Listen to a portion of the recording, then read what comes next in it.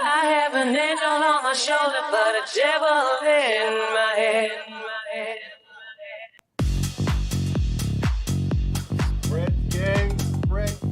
Spread gang, unite. We are back again for another great episode.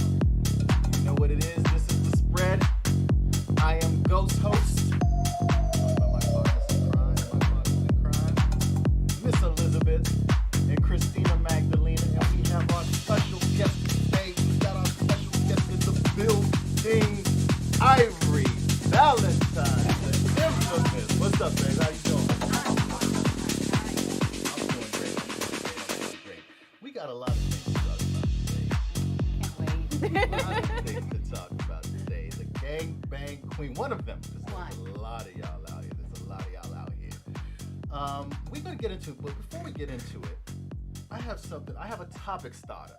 I got a topic starter today, and I think it goes a lot of different ways. This thing goes a lot of different ways. There's a lot of things that it leads you into, a lot of different rabbit holes. And maybe we get into them. It's up to y'all, completely up to y'all. You know, I just sit back and enjoy the show like everybody. And what's up to my chat out there? Is chat out there? Can y'all hear us all good?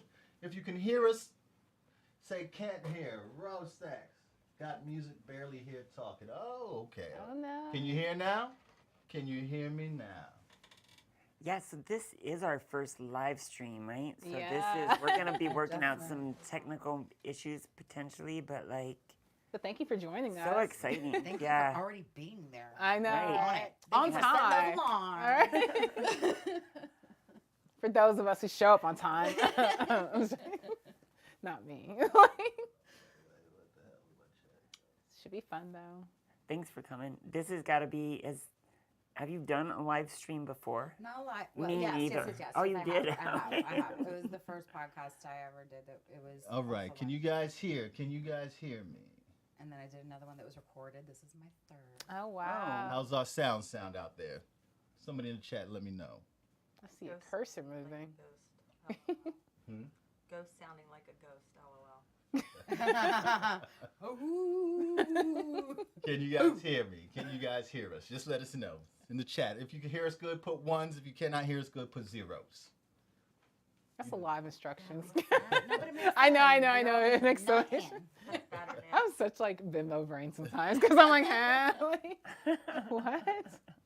You want me to use math? Better now. Huh?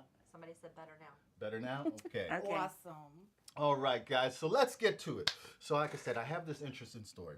Post we picked up offline. We're not going to say where. We're going to keep all the innocent and the guilty people protected at this time. But it's got a lot going on with it that deals with what we're talking about today, and we're going to get into that. But first, I want you guys to listen and read to the story. Now, y'all join us out. And this is a true story, right? This is true story. This Okay. is real. This Okay. is real stuff. Stuff that really happened. This is stuff that really has happened. So let's get into it. Listen up. Here we go. The Something Special Swingers Club is run by a consent violator who manipulates females. I need to tell y'all how disrespectful and outright abusive the Something Special Swingers Club is. Earlier this year, I was looking for a responsible club so I could start attending parties again after the pandemic. I've been in and out of the lifestyle for years. I am experienced and more cautious than most people. Unfortunately, this did not save me from Bob's manipulation.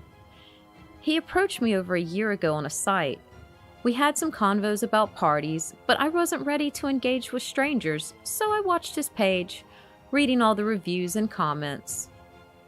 So in February, he approached me again and went to great lengths to assure me his club was safe regarding COVID, condoms, consent, and respect. The day before the party, I had a call with Bob to ask questions and see if he was legit. I had no red flags at this time, as we discussed my desires and concerns at length, and he seemed knowledgeable. We spent close to an hour on the phone, where I explicitly told him what I was and was not interested in. He convinced me of his commitment to consent and responsible play. Coincidentally, I also got to know Ken, Bob's business partner of sorts during this time, although I did not realize they were working together until I actually arrived at the party and Ken told me. I convinced my friend and play partner Diana to come with me and make it a fun evening. The party itself was fine, like others I've been to before, but with many more single males than I am used to seeing at swingers parties. Still, there were several couples and other single females that we enjoyed chatting with. Once the group play scene began, all of the organizers and moderators were intimately involved with myself and Diana, led by Bob and Ken. This is problematic on its own, as they cannot effectively moderate if they are playing. The males are making assumptions and jumping right into play without obtaining consent. Or, if they asked at all, it was asking to touch my breast and then instead rolling on a condom assuming they can hit it, and me having to tell them off mid-play. I felt I was the only one watching for consent violations and advocating for the females. It was overwhelming and upsetting to me and my friend Diana. I enjoy group play, but this has made me feel totally unsafe in that setting. I was upset at the time, and I spoke to both Ken and Bob about it in the days and weeks following. I asked to have a video call with them to discuss this issue, but it never happened. They both agreed via text that they needed to do a better job explaining, moderating consent in the future. They both also acknowledged that the party had a very gangbang atmosphere and apologized for the male attendees being presumptuous.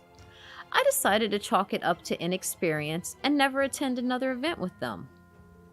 Meanwhile, I kept in touch with two male partners I had met at the party. Both of these men have attended multiple events with Something Special swingers in the past. On separate occasions, I asked them what they thought about the swingers party where we met. They both were genuinely confused and said something to the effect of, "Well, didn't you want a gangbang? You showed up to one." At which point I felt truly sick, violated.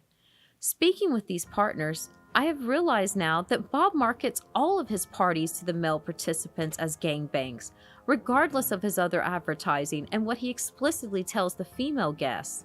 I told him explicitly I was not interested in a gangbang, and he assured me this event was a swingers party. I agreed to play one way and was coerced into a dangerous situation I did not want to be in. I'm so thankful I did not go alone. Who knows what could have happened? I feel violated, and it's been fucking me up for weeks now. Bob says he is running a safe play space, but he is an abuser and a manipulator. How dare he market this as a safe space for newbies? He is lying to all his party goers just to make money and get himself laid. Frankly, it's disgusting and pathetic. Please be careful out there, friends. If it can happen to me, it can happen to anyone. And Bob is still regularly hosting events, so please message me if you need more information. I have an angel on my shoulder, but a devil in my head. And this is a dramatic reading, right? Yeah, I love it. I felt like Not the I needed original. an old dude from America's Most Wanted. So like, But the Law and Order dun-dun really Yes. made it. That did it for you. That did it for you. But so that's a real story. This is a real thing. And the funny thing, let me tell you the funny thing about this situation here, that account. So our voice actor was reading this, was getting familiar with the script there, the post, and so they could do it. That is the actual post. That is the actual post. Okay. That's the actual post. Boom. So the voice actor was trying to get the tone, the inflection of the person, trying to get the person's emotion. They read it, so they read it a couple times, but then they stopped reading. They was like, "Hold on, are they talking about?" We use Bob. So are they talking about somebody named Bob? I'm like, yeah, that's who they're talking about. Like he just this weekend was doing the same thing to me. Oh. Was just my doing the God. same thing to me. Okay. So it's not like something he did. Like I think this was. So we have their friends too.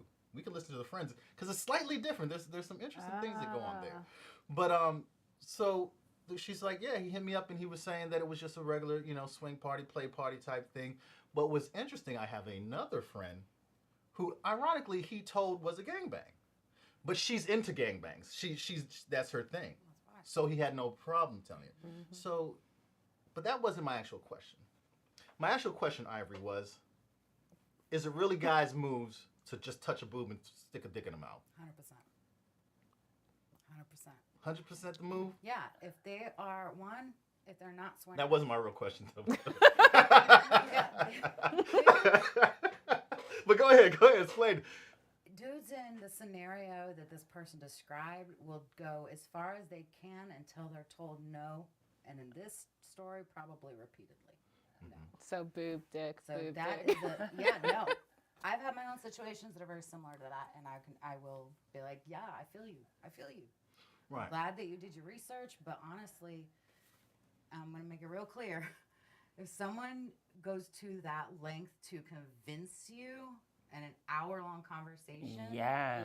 and numerous in-detail conversations that you should come and your safety is good, you know you're not safe. It sounds like grooming. Yeah. Yeah. But hold They're on. doing everything in their power to get you there. You are not safe. It should be factual. This is this protocol we put what it into is. it. If you're cool with that, great. We'd love to have you. Yeah. You know, no pressure. Come check it out. Sounds like grooming to me. Yeah. But one of the interesting, she called it a club, right? Something, whatever. Something. Is that the actual name of it? No, of course No. not, Christine. No. Actually, What that do I is the real name of it. Is it Right. really? That is the real. Okay, that's we didn't generic say- and basic We as just fuck. changed their names. We didn't. I mean, I felt it was kind of my responsibility. Play that back, To something put like that, at least that out. I won't put your name out, but I will put the name of your little thing out. Damn. Because I got- whoever Bob, Something special. the shit you're doing is some foul shit. You bugging. What are you doing? Oh my god, that's so and I feel like unfortunately, even non-gangbang, everything like this happens so much. I feel you, unless it's a one-on-one and I'm trying to play with just you, I can understand the hour-long conversations. But if a promoter, there's another promoter out here that hit up me and Domina, who was also on the episode coming up, and they repeatedly kept hitting us up to come and host their, to be a hostess for their party. And the conversation was kind of okay, just send me the information. But they wouldn't send me the information. They kept wanting to talk to me. I'm like, okay, just send me the information at the party. Me asking questions was making them really uncomfortable, and then they went silent. And I'm just if you have to try to get factual details out of someone, but they just want to keep talking to you, that's a red flag. Don't For do sure. it. Exactly. For sure.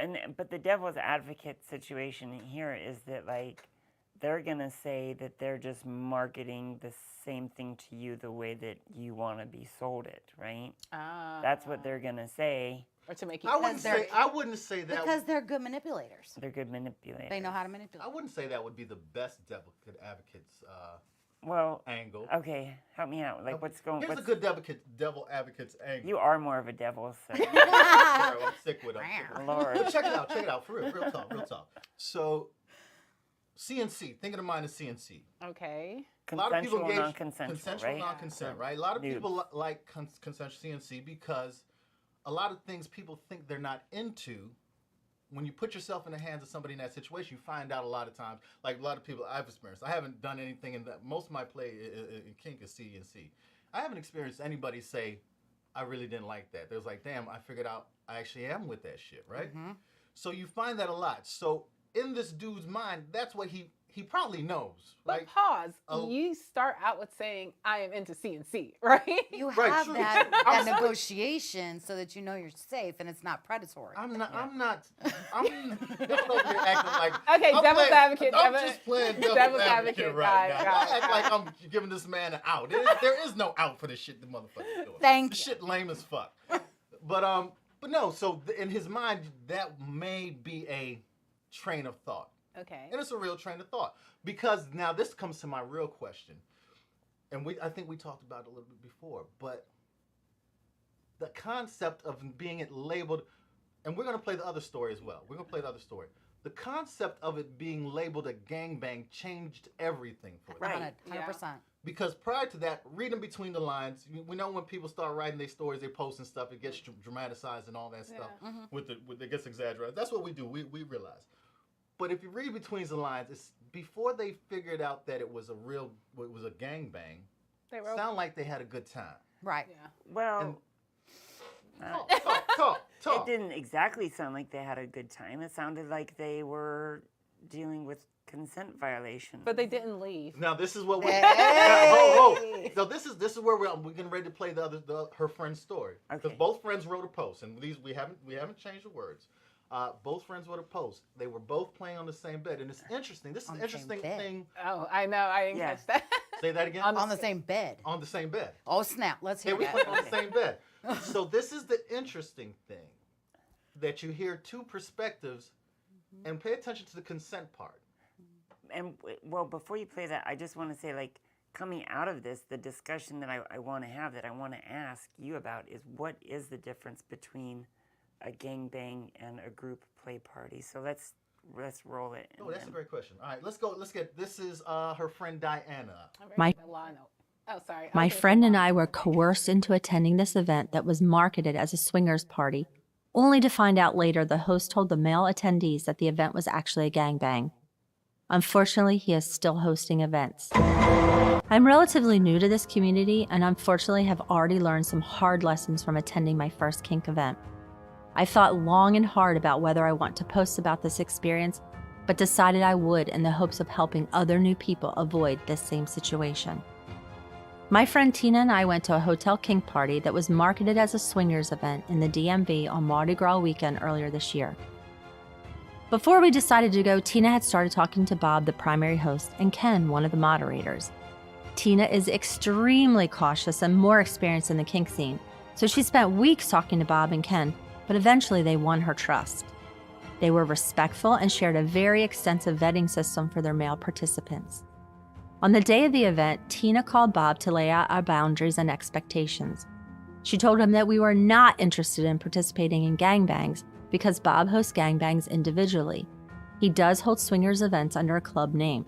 What we didn't realize was that Bob had crossover clientele from his gangbang events at his swinger club events. When we arrived, I noticed the majority of the attendees were male. I thought nothing of it at the time because I'm new to the scene and I really wasn't sure what to expect. Bob and Ken socialized with us for a bit. We all hit it off, so when Bob made a move, the four of us went to play in the bedroom. Many of the other men followed us into the room, which I assumed was to watch us play. Then more and more of the male spectators asked to join in. I was okay with it initially because I was enjoying the attention and I felt good about the situation. Then I started to feel uncomfortable with so many men propositioning me while I was literally mid-fuck. They would ask to touch my breast, but then would put their dicks in my mouth. They all seemed to expect to join in, but they would back off if I said no. Bob and Ken seemed to step back when the other men got involved, which I thought was weird since they'd initiated the scene. I thought they were helping moderate, but found out later they were still working.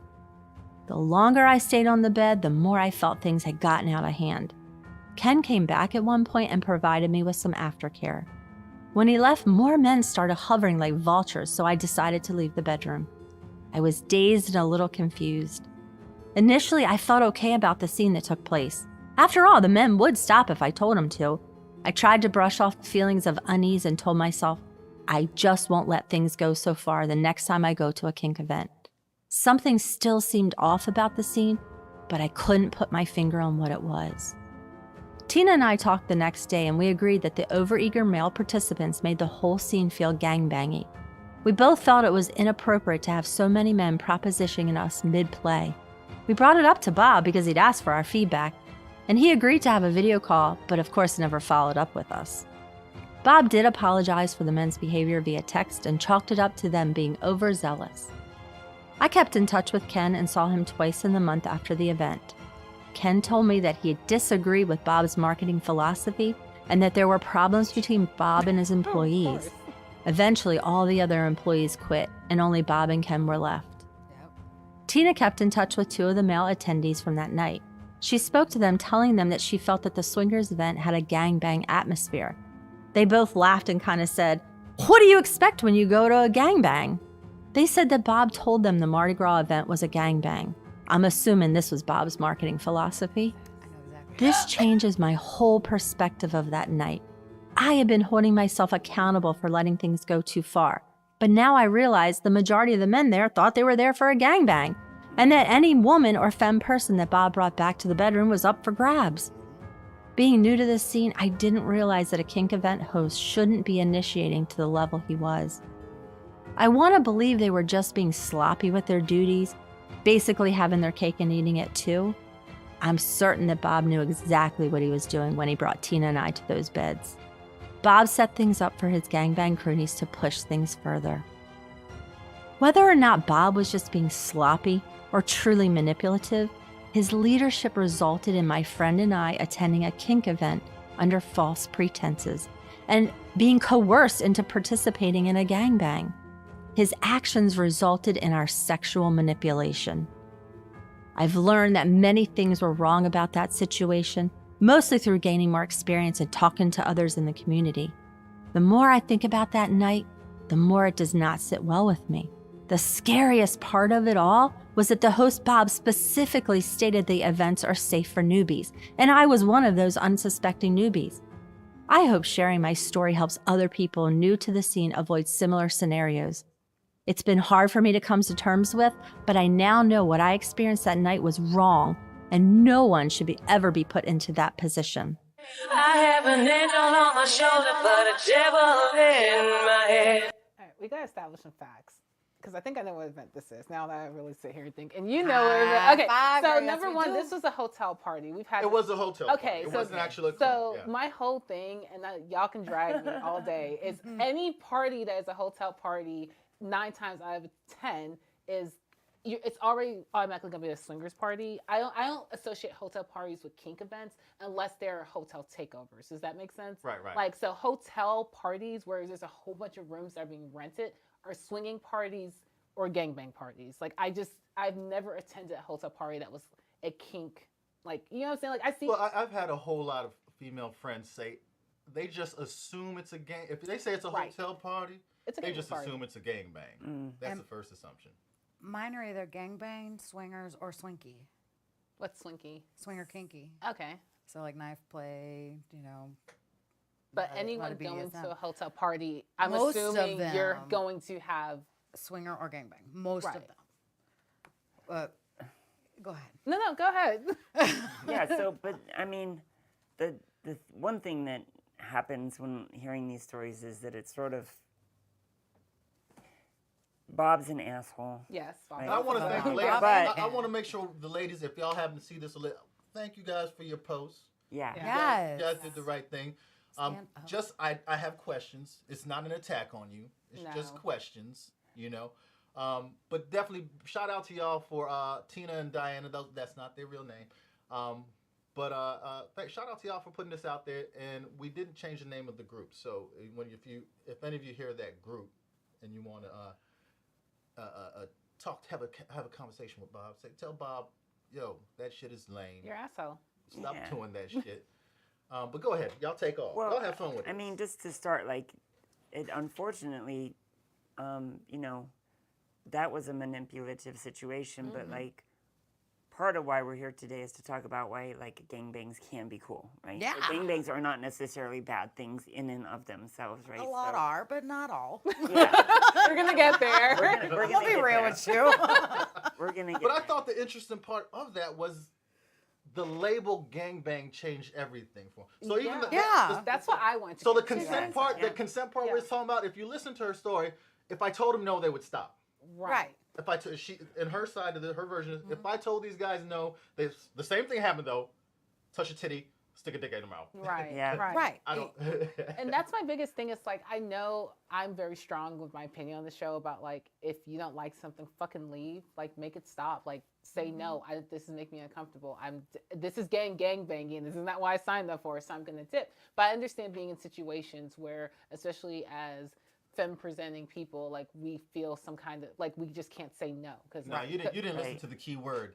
I liked the attention. I know, I was getting there. The fucking attention. That's all I was getting there. I That was attention is like crack. That's what I'm saying. So it's to me, if you were that uncomfortable, you wouldn't have sat there because you like the attention. So regardless of what the situation is, you like the attention. You like all this energy that you was getting. You was hopefully getting your rocks off. But it became a little bit too much. There was a limit for this person. And I feel like everyone's allowed to have their limit. Right? But my thing is whether or not it was a swinging kink or a kink event, once someone says gangbang, then you want to throw your hands up in the air. And I feel why does it matter? You were enjoying yourself, regardless of Bob and Ken are assholes. You know, it's like you Real were talk. enjoying yourself. So at the end of the day, like if you walked away not ever knowing it was promoted as a gangbang event, you still walked away enjoying yourself up until your limit, right? So that I'm going to address that. Some of us have an adverse reaction to terminology. Of course, yeah. And what I do with people is I straight up say it's a gangbang party. And you have these fantasies, great. I am only promoting myself. I am the focus of the gangbang. I would love for you to come and fulfill whatever fantasies you have. I'm going to be playing with whoever shows up and wants to bang me because that's what I'm doing. If you want to handpick, great, have fun. If you just want to give or receive oral, get it, girl. Whatever you want. So That's the difference is that most of these gangbang parties, it's the girls are ready, everybody jump in. Yeah. And clearly, the women are not, they're not always mentally and emotionally prepared. They're coerced in these stories. But then also, there are some girls that are so in need of validation been there. that they become sort of a pet or a slave of whoever's running the event. And so then they have no desires. They're just looking for approval from the person running it. And you can vibe that. I mean, honestly, I know these people are new, but when you go into a party, you can vibe the energy. You can feel the energy. If something's off, Leave. please go. Yeah. But hold on. So I've talked to. Or I bring don't a partner I with don't you. think they throw bad parties. I think their parties are actually good. Yeah. From the feedback I've got from people enjoyed their parties. If they know what they're expecting. If they know, but it's the tricky, shady shit going on between Exactly, with don't be females between. So the parties are actually good, which is the weird thing. If people are enjoying your parties, because I've talked to a few people, and some people didn't like them, some people like, but they didn't say it was. They just didn't like, everybody is not going to like every spot they go to. I mean, that's Right. that's it. So I just regular talk to me. But a lot of women have said, oh yeah, I like their parties. Somebody asked me if I would, go to one with them. I was like, let me share something with you. Ghosts. They don't know you. They don't know you, ghosts. They don't know you like we do. Let me share something with you. And that's nothing against, my thing is, correct the man, right?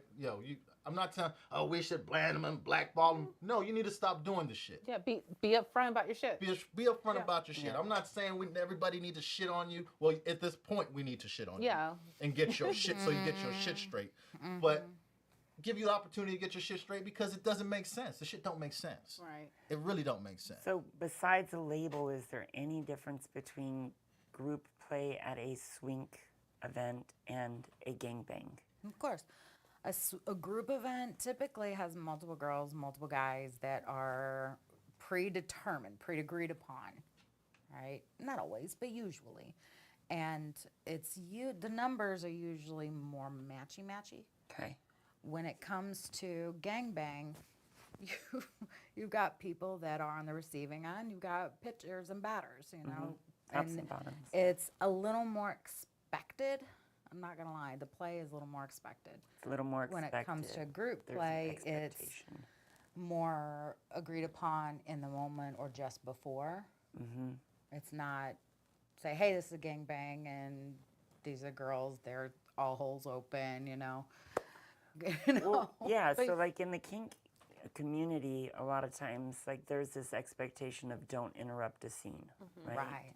Like we've already agreed to our boundaries and our consents are done, and like we're doing a scene, and we're on a bed, and maybe like we left the door open or whatever, or we're letting you stand around the bed, but it's not generally okay to like jump in and ask if you can participate, right? So that's one of the key things to me that's a big difference between a gangbang and a group play. Right. Group play is pre-designated No, group I mean, of people. hold it. Typically, I was not gonna always. say, In group play, you still, if I'm in a group and It it's can- okay unless it's a closed door situation, but group plays in the open, right? Well, It that's can happen organically where you add Where more you- people to right, it, right, but right, it right. usually starts with a smaller bundle of people.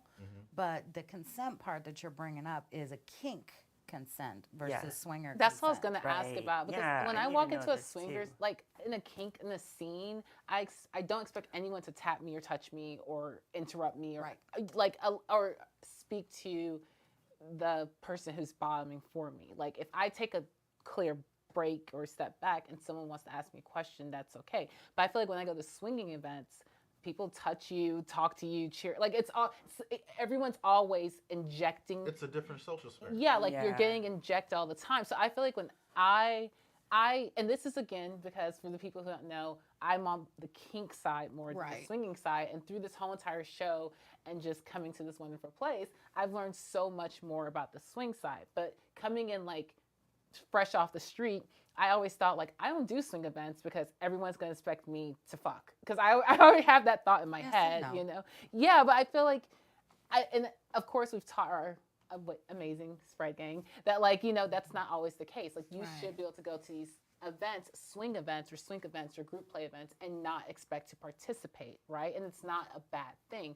But I feel like when, like you're saying, like the difference between like a gangbang, it's already like assume that like you're going to fuck, right? So I have a friend of mine who I think described it very eloquently, in fact. So props for her.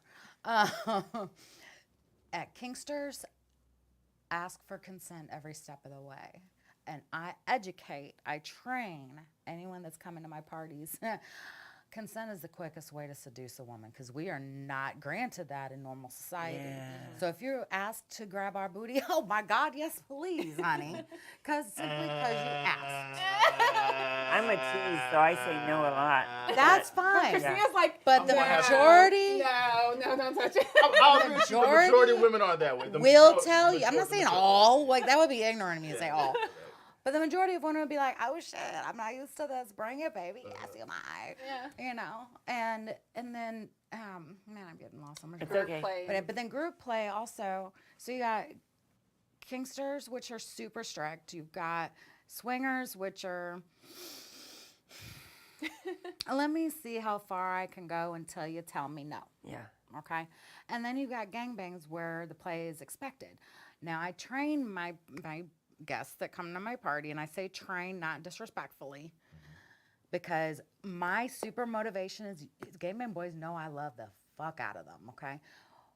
But the women that are playing, their happiness is the utmost importance to me, because if they are not there, we do not exist. All right?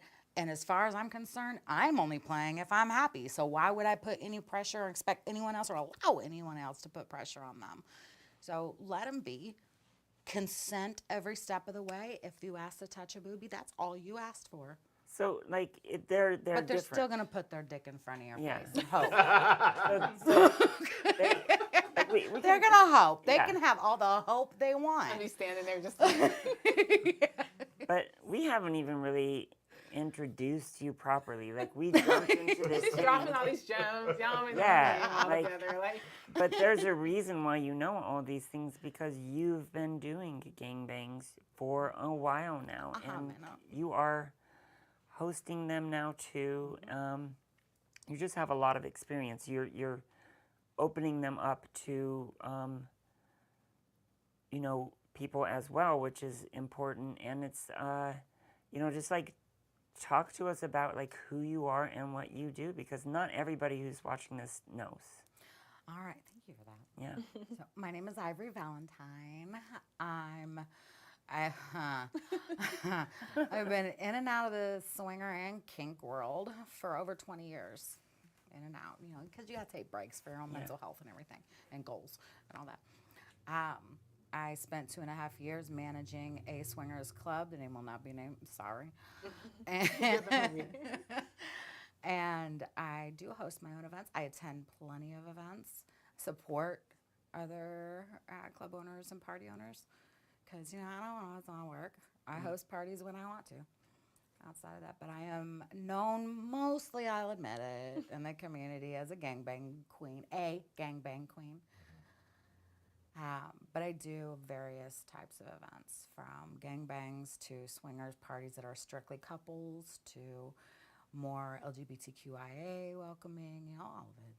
So I have a question, and this is referencing back to the story. So how do you, in your experience, train your cross-pollination of your groups. Because in the story we heard that, Ken said that Bob has an issue with promoting, and then he had people coming from his gangbang parties to swinging or swink events. Like, how do you, in your experience, train your people to understand, like, at this place we can do this, in this place we can't? Thank you for trying to support all my events, loyal followers, because you're the queen. So yes, my loyal subjects. queen. Queen. My loyal subjects. But how do you do that to not mess up your branding, to not mess up your work really hard at it. But when it comes to gangbangs, that's mostly what I'm known for. So most of my gangbang boys are tried and true. Yes, I do get some new ones here, and because I need variety. But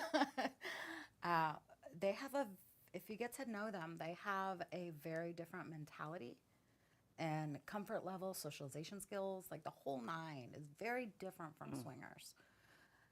When I host a swingers party, I'll straight up say couples only, select males. And then those select males are like, hey, can I get in there? So this is not a gangbang. This is what you're going to expect. I have that conversation with them. You have to bring a partner. Okay. If they're not one to select, if I need them to have a partner, if I trust them, I know their socialization skills, their level of respect, their level of understanding and ability to cross genres. All right, because it's hard for a swinger to be comfortable in kink world and vice versa. yes. But I have the lucky ability to dance and float between all of them. There's some gangbang boys that have that skill too, So if I trust that, then okay, yeah, baby, come on. See, from the kinky, from the kinky perspective, I always looked at gangbang as swinging as just another kink. I think that's how, because I never, I understand the separation, but in my head, I'm like, okay, so that's just the kink you're into. It's another kink. Yep. It is. Yeah. So is swinging. Yeah. And I don't think I've done a swingers event, but there's some crossover, right? So I think maybe I have been to some swinger events. But, one thing I always try to do for the audience is really, because we often come in here and we have a lot of knowledge, or we think we have a lot of knowledge. I love being the naive person that can say, so what the fuck is a gangbang? Really? What is it? how does it get set up? What are the expectations? What's the protocol? You get there and people just jump on you and stick their dick in you, or they're I mean, I know, no. Like a chalkboard. Right. I mean, you want to know all my juicy details. I do. I want to know the juicy everybody wants to know the juicy details of how does this work? From the way my day starts. Yeah. Love that. Starting with definitions. Yeah. Definitions? Yeah, what's a gangbang? What's a gangbang? What the heck is a gangbang? Oh, snap. Okay, so a gangbang is I'm the boss. This Check. is my party, my body. So you're going to do what I want when I want. If you want to jump in, you're going to ask me. You could put your dick in my face, and I might push it away and say, you better ask. And so when do you have that conversation with guys? Is it at the door, you're... So I have somebody that I have, let's say, worked with, whatever, for off and on for many years. And I don't say off and on because I had to take a couple years off because I was locked into the club I used to work at. But before then, and since I quit then, I work strictly with him. He handles all of the rules and etiquette and what I want in advance. Okay. Their behavior, everything, privately. Okay. So I don't have to deal with it. I can just be in my happy place. I can do my preparations and stay happy for the most part. Now, because I am known, he can't do as well a job. Right? I get my private messages. Hey, why do I have to use this messenger to contact a person? You know me. Why can't I just get in? You're not special. Okay? I'm sorry. I love you, but you're not my boyfriend. All right? Follow the process or don't. And that's like a filter. That's also works as a filter, doesn't it? 100% it's a filter. Like I said, it keeps me in my happy place so that I can focus on just what I'm looking for. Okay, this coming Saturday, I have a gangbang set up. It's on Fell Life.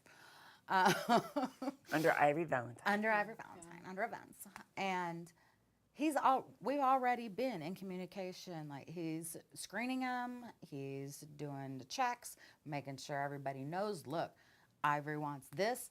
These are types of condoms she used. Do not bring any lube because she got her own. These are the expectations. And by the way, you piss her off, you're out. So the majority of them are extremely well behaved. Okay. I'm telling you, my gangbang parties, these dudes are so well behaved. There are times that I have to get them off the wall and be like, "Hey, baby, how you doing? You should come over here. You been holding So up the that wall vetting for a minute." process is like Loctite. I mean, yeah, like that's good, and it's. I'm sure that he put some like fear of God in him too. You know, like. I mean, what happens at an event if somebody is out of order? What's the muscle? So it depends on the infraction. One time, a guy was disrespectful in the fact that he did not shower beforehand, and he just walked up and put his dick in my face. I was like, I can't use the best. I'd be like, nah, bitch, no. and I was like, I put my hand on his chest or his stomachal area, and I was like, Sweaty balls. you know? Sweaty balls. And I was like, hey, so and so, come here. So, I said, he needs to take a shower with some full-on soap all over his body and every nook and cranny, Oh, God. or GTFO with no refunds. Because that's disrespectful. You wouldn't put your dick in your girlfriend's face like that. Or people would Or you probably. would. That's I was about to say. he would. Shit. If he came up to you like that, you know he'll do that. So what happened? He made the dude go and full-on shower, soap and everything. He came up. I was like, hold up, everybody. Okay, now I want to go to your parties. Just to sit back and be like, wait. Just That's what I'm usher saying. at I'm it. going to make you laugh because this is all me. Right? I'm like, all right, you smell like soap. Let's do this. You know? But so you got muscle there. You have somebody that Yeah, will and deal with he people, took right? him aside privately so he wouldn't be embarrassed about it or anything. You You save know? that for later. Yeah, exactly. Exactly. I will shame them. You know? So then my thing is like, just go back to the simple question of what is a gangbang? Because I feel like in porn you see gangbang, it'd be like 2 or 3 dudes and 1 girl, and it's like, look at this Yeah. gangbang queen. Does that count as a gangbang, or is a gangbang like what is the threshold that crosses over from like you know what I'm saying, like that makes it a full on gangbang versus just some group sex, threesome, So twosome? that's a good question. Yeah. I think that honestly it's about perspective. Okay. Okay. Our own personal, perspective on the statement. But I mean, there's MFM and then there's gangbang. As far as I'm concerned, like once you got all 3 holes, girl, you going. Keep on, have fun. You're getting lost in all the sensations. Ride it for happiness. You know, go on. And then they only last for so long, so you're gonna need another. That rotating door. Exactly. We can go forever. They can't. Bless their hearts, but they can come back for seconds. No, Smile was so great. Go ahead. And so like the closest I've ever been to a gangbang is maybe if there's enough guys watching this stream that I fucked right now. that would probably be the closest I've gotten. I try to have a threesome with 2 guys. I can't even get 2 guys in a room together. They're so shy. Really? Do you know what I'm saying about being with another guy? But So that's the difference between that's the difference vanillas, between gangbang. Vanilla. guy. vanillas that want to fuck, Yeah. also known as fuck boys. Fuck boys. All right, and gangbang boys. Mm-hmm. Gangbang boys, if they're not bi or heteroflexible, they're at least confident in their own manhood. Right. Okay. Sometimes you'll get a one-off that's like, "How did you take all those big black dicks? How can you handle me?" I'm like, "Why are you being insecure and shit? You liked this before, you know." Right. But you know, it's like a whole thing. But it's just the level of confidence. And if you're not finding those ones that are confident, I'm sorry. I'd be happy to help you. Okay. Let's talk. I know, because But- it's so weird though. It's like I never understood. Like, okay, because we're talking about like a male, predominant male gangbang on a female. Because I feel like it's so weird because when it's a whole bunch of group of girls, like guys. You know what I'm saying? Like I feel like all the girl group activities I've done, we never have that problem. Like, oh, I don't want to be around. Even if the other person Like, isn't. which problem? Like Performance pegging, anxiety. yeah, like Oh, pegging a guy or all girl gangbang, or no one's ever like, even if the girls who are pegging, right? I've never been in like the epic ones. I would love to do like a huge ass epic. Come on, like, girl, come I on know, parties. yeah, like I got my strap on. there we go. But I'm just saying, like, even like playing with other women in the room who are not like bi or queer or like gay, women don't, I feel like, have those issues. When it comes to a whole bunch of dicks in the room, it's like everyone has this issue. Because we're about, like, hot. It's socially acceptable for women to be bi or play with each other, even if it's just a turn on the dudes. But it's not socially acceptable for dudes to even be around another dude. okay, But again, Yeah. that's vanilla world. It should be vanilla world. Yeah, but but even, it still happens here. It sure does. it That's does. going to happen everywhere. Y'all Our- missing out. Wait. it's our goal to get them out the picture and stay in our happy place. So, okay, so that's how it's sort of orchestrated when it's just you, but some of your parties, they're for more than just you. You allow other girls to come and kind of be part of Oh, the I'm gang. always more the merrier. Come on, party with me. Right, which is not all events are like that, right? So No, they are. All of my gangbangs are. all of yours, but not all gangbang Yes, events are like facts. that. Okay. Facts. So when you have girls that are coming, how do the male guests learn about their boundaries, and when does that process yeah. Because you're right. I only advertise for myself. Yep. The rules are set on myself.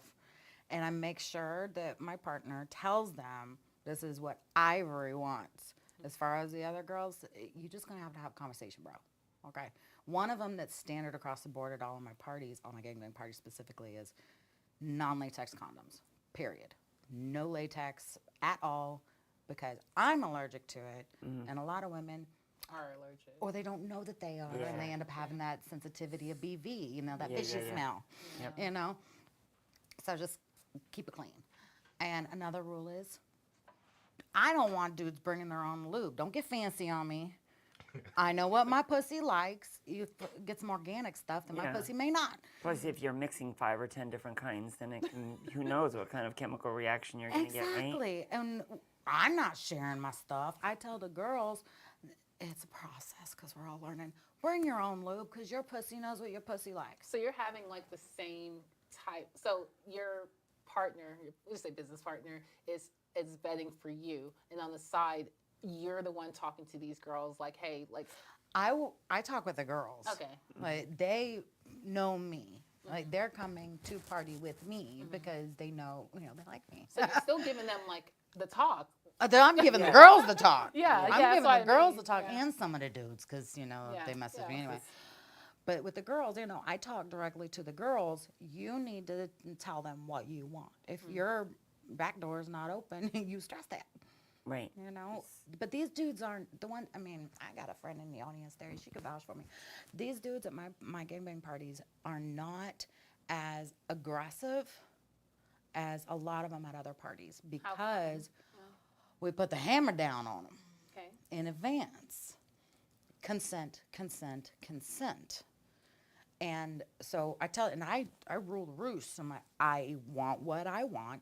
They are here to pleasure me, and I will pleasure in return. They know eventually they're going to come.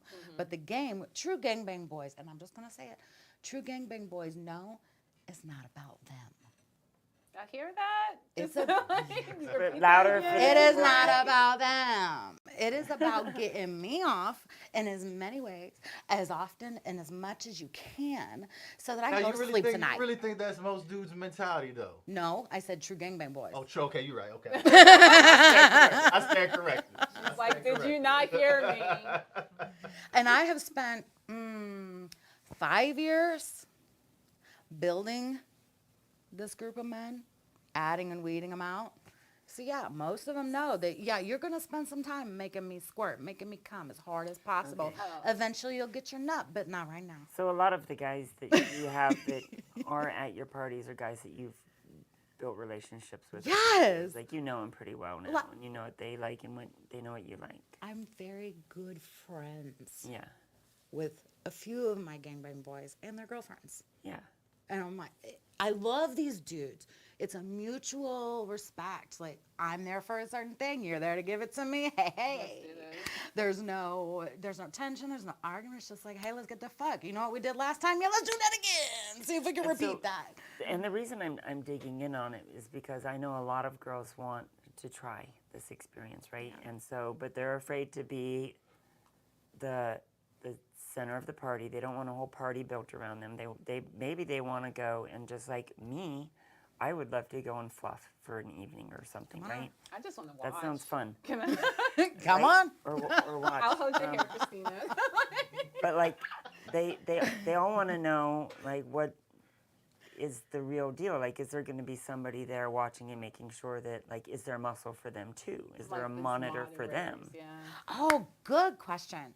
So my partner that handles the dudes, he watches the whole, like he's standing there like, So he does not participate. He does not participate until he's about to leave. And we've already conversed at that point. We know he's about to leave. It's died down a lot. I'm like, get on in, get back. Thank you. But he's like a hawk. Like, and I watch. Believe it or not, I may be having the night of my life, and I'm still paying attention. Still checking on the girls. How are they doing? Are they looking wrong in their face? Because that's the bigness signal, right? If their face is not right. Excuse me, guys. How you doing, honey? Right. You know, just check in on them. And I tell them all, if you're not sure, bring your partner. In fact, you should be bringing your partner anyway. And make sure you and your partner are okay. If you don't have a partner, find a date. Let me ask you this. Check this out. So there's a lot of people I've read online, different sites. There's all kinds of people, like couples or just women themselves, are interested in putting together their gangbang. Yeah. Right? It's actually not an easy thing to do, is it? No. Give them some advice. I mean, how to make this happen successfully? So let me start with the girls or ladies or people that are very, very, very new to gangbang in general. And how does a person? We'll come back to this question, but remind me that there may be some people who think they're into gangbang. Maybe you've experienced it. They in their mind and their fantasy, And they ain't ready. and we'll come back to that. But first question. Let's get to that. Yeah, help the people who do want to. Like, they've been trying to get us up, and it's hard to find dudes. I mean, I've tried to set up gangbangs for girls. Like, yo, let me put a post out or something for you, see if we get some. And it's just, motherfuckers don't be showing up. The dudes flake more than the ladies do. Promise you that. So if you've never, ever had a gangbang before, what worked for me was, I'm going to tell you a little story, okay? So Bring it back. I was playing on Fat Life, you know. I was dating this dude, real alpha dude. Right? And I looked kind of like Fabio. And I got this message saying, hey, I would love to host a gangbang for you. I see you're interested in gangbangs, because it was on my fetish list. And I was like, what you talking about, creeper? You know? And so I just sent the screenshot to the boyfriend at the time. I was like, look what I just got. Do you know anything about this person? This is creepy. Like, he would just come out and ask. Like, You're like, this is creepy, but is this real? Yes! Yes! Because This actually happened. I've done trains before. I've done all sorts of stuff, but never an official, like, I mean, a multi-person train is gangbang. not far removed from a gangbang. Yeah, that's what's It's good. not. So what's the little thing? But it was the fact that I didn't know this person, that was scary. Yeah. You know? And so I sent it to him, and he's like, oh, I know that guy. I go to his parties all the time. He's super great. I'm like, wait, what? You be doing what? You go to his parties all the time? Okay, let's talk, you know. I was like, well, I want to do it. You know, I'm a freak of D, but I'm not going unless you are with me. Period, cut and dry. Because I don't know this person. I don't know these dudes. And I know you will protect me, or at least intimidate the fuck out of everybody there, right? And so that's my thing. Like, if you find somebody that is reputable, all right, they're known for hosting these events, you have positive feedback, and you have that muscle with you, go on, jump in, experience it, because you got that muscle that you trust no matter what. Don't go alone, pretty much. Yeah, don't go alone. Well, you have Fabio, but they got Bob out here, right? Yeah. That's what I'm saying. These people went, what it sounds like to me, a two-lady team. it's not as safe as you could be. You still got a sidekick, but you're still prey. Right. All right. And they gave him, Ken or whoever it was, way too much damn time on that phone call. Right. I'm sorry. After An hour. A whole hour. Right. look, with how cynical I am, you want to call me owl to try to convince me of anything? I am not going to your party. Right. I'm not. Right. No, I'm not going to waste my time. If you cannot give me references so that I can vet you properly, no. So we're talking come with muscle, or at least and I'm going to use these gendered terms, but because most gangbang parties I do see are a lot of male participants and women who are getting fucked. So come with a male presenting person, at least you're saying ish. Not even necessarily. Nah, you don't want to come male, with a pussy no. motherfucker. I mean, like, okay, sorry, like Something someone goes down, you want somebody Okay, to actually... let me rephrase it. Come with someone who has a presence in the room Presence. presence. That's in the it, room, yes. And try to get references. It's definitely Because no one not gets about references. gender. No one gets references. So No, and that's the thing about vetting is you have to get references. It's not about, hey, you've been at these gangbang parties before. Cool. Who else do you know? right. Let me check your friends list, who we got in common, so I can reach out to them and see how squeaky clean you are, how you act at parties.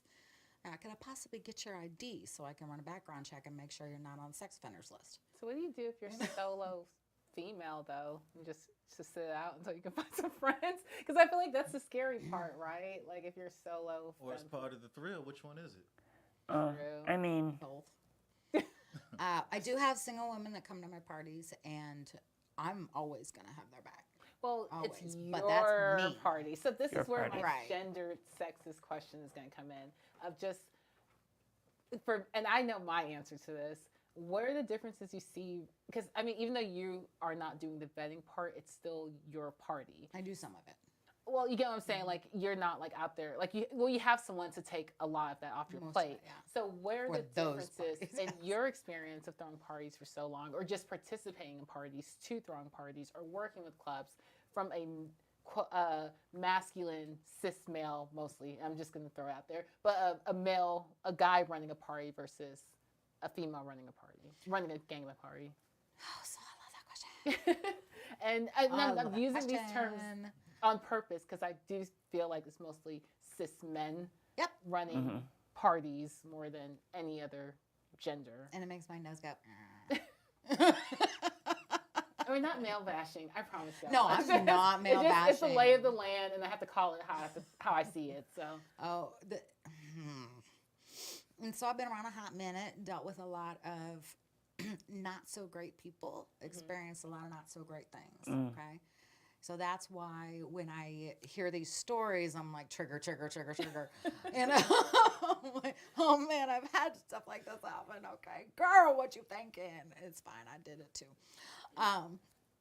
But a lot of and here's the thing. I have been told by gangbang boys, okay, the ones that are fucking me, it's so much better, Ivory, yeah. that you're running the show instead of these dudes at these other parties, and they'll throw out names at me. And I'm like, yeah, I know. I'm like, tell me why. They say, because you're in control and we know what you want and there's no confusion. Yes. because that's hard for them too. I never thought about that because they're going up there like with this mentality that I've been at Bob and Kent's parties and this I could touch it. I could touch some boobs and Exactly. in her face. I don't have to shower. Like I'm good to go. And they come to Exactly. your party and you're like, nah, bro. Nah. Nah. Okay, got it. No, Got it. you mess with my lube and put it in some of the other girls' pussy. Check, go. Bob and You Kent know? probably love me. But yes, like I never thought about it like that. Because then they have to deal with someone not knowing what their limits are or what their rules are Right. at Bob and Ken's party and just like cause, you know what I'm saying, like causing the issue. And that's probably not fun for them. No, they get told one thing. The ladies are told, some of the ladies at some That's- events are told something else. Yeah. And then the dudes get blamed for it when it's not their fault. A lot of them, it's not their fault. So then It's they the get canceled organizer's instead. fault. Right. It's the Yeah. organizer's fault for not setting proper expectations, for manipulating, coercing, and then just blatantly telling lies to the dudes to put them in a situation 'Cause just so they can make money. What Ken and Bob did in our intro story happens on a smaller scale when guys are running the gangbang parties and they're selling in slightly different ways expectations to the guys that are coming versus the woman who's working, right? Because it's a power thing. Yes. The dudes that are running it are like, yeah, I'm a man, and I have. I mean, these it's also a girls that cash do thing, things right? for me, They're blah, blah, selling it. blah. Well, it's not even necessarily about that. It's about, and if you meet some of them, you'll realize it's more of an ego thing. Okay. It really is. It's more of an ego thing. They're like, yeah, I just really tried to do these things. Okay. I've been to some of them, like, because they asked me, Oh like, my God. Ivory, will you please come to my party? I'm like, I don't know about that. You've been trying to get me to come to your parties for a year now, and you know I got reservations. Why would I go there? And so then I show up, and they're like, thank you so much for coming. Like, what do you think? I've been trying real hard, and I want to impress you. I'm like, I'm not. I'm not impressed. Like, it's So real what basic. could they learn for you? You don't have to drop all your gems, just like a general. No, like, you gotta drop What all could that. they learn? You hit a drop gem. I mean, Hey, wait, she got her wait, secrets. come on, I mean, man. she got the Let secret all that sauce shit out. over here. Like, yeah. What could they learn? Get your damn ego out of it. It's not about you. It's Yeah. about the girls, period. And not just the girls, the receivers. Mm. Okay? The people that are there to experience the event. Not just the people that are, the gaming girls or whatever, but the dudes too, but mostly the people that are advertised or there to make the party happen. Because if it Yeah. weren't for us, it wouldn't exist. The centers of attention. Thank you. Thank you. I like that one. Yeah. So yeah, if it weren't for the centers of attention, the party wouldn't happen. Right. So how are you allowed to boost your own ego off of somebody else? Happens all the time. I know, but I think it's jacked. I So, think it's yeah. so jacked. It goes along. But isn't that what with- gangbang girls are doing too? Yeah, but they are the center of attention. We are the center of it. I mean, okay. You see what I'm perhaps saying, tit for though. tat. All right, I You see do. what I'm saying, though. But the thing is a lot of those party owners that boost their own ego off of us playing, it's not a tit for tat thing. Okay? They're benefiting off of us. When it comes to me and a gangbang boy, we appreciate each other. Right. Mm. I got you. I'm with you. Yeah, So- you was looking for you was looking at me for some argument or something. I was feeling it. Like, let me take his mic off real You quick. know, mine's like she wanted to smoke over this. I Wait. don't got nothing. So, I mean, okay. I put some posts on my set saying, I love you gangbang boys, and this is why. Okay. You helped me love gangbangs again. Stuff like that. Look, I want to loosen it up a little bit. And because, everybody's going to ask the same questions, and they are kind of fun questions. So let's just get there. Like, what's your top number? My top number, that is so good. It's Right? actually pretty low. Low. Let's What's hear your it. I number? said pretty low. Okay, wait, let's back this question up. What was your first, like when you first did your first gangbang? Oh, and what- I love this. Yeah, one, like what too. was your first number? Because when I hear gangbang again, I'm like, oh, I did 3 guys at the same time. What was your first number? Like, 18 in 8 hours. Yeah. girl. They I'm tired all just came listening lots to of that. times. Okay. There were okay. tally marks on my back. You checked in. She Yeah. clocked in and she clocked out. She was like, I was like, damn, this is fun. Yeah. Fuck that shit. I mean, gangbangs for you was I'm gonna use the word evolution. I don't know if that's the right word right now, but I'm gonna use the word evolution because you always had a healthy sexual appetite, and before you started gangbangs, you used to have multiple guys in One day. right. So that transition, you actually From serial to parallel. I To use thought of big that. A serial fucker. but yeah. So talk about that. So that whole how we got to 18. How we, Yeah. All right. So I lived in a whole nother state. And, small town girl was your small town girl. small town vibe in a big city. Small town vibe in the big Yeah. Okay.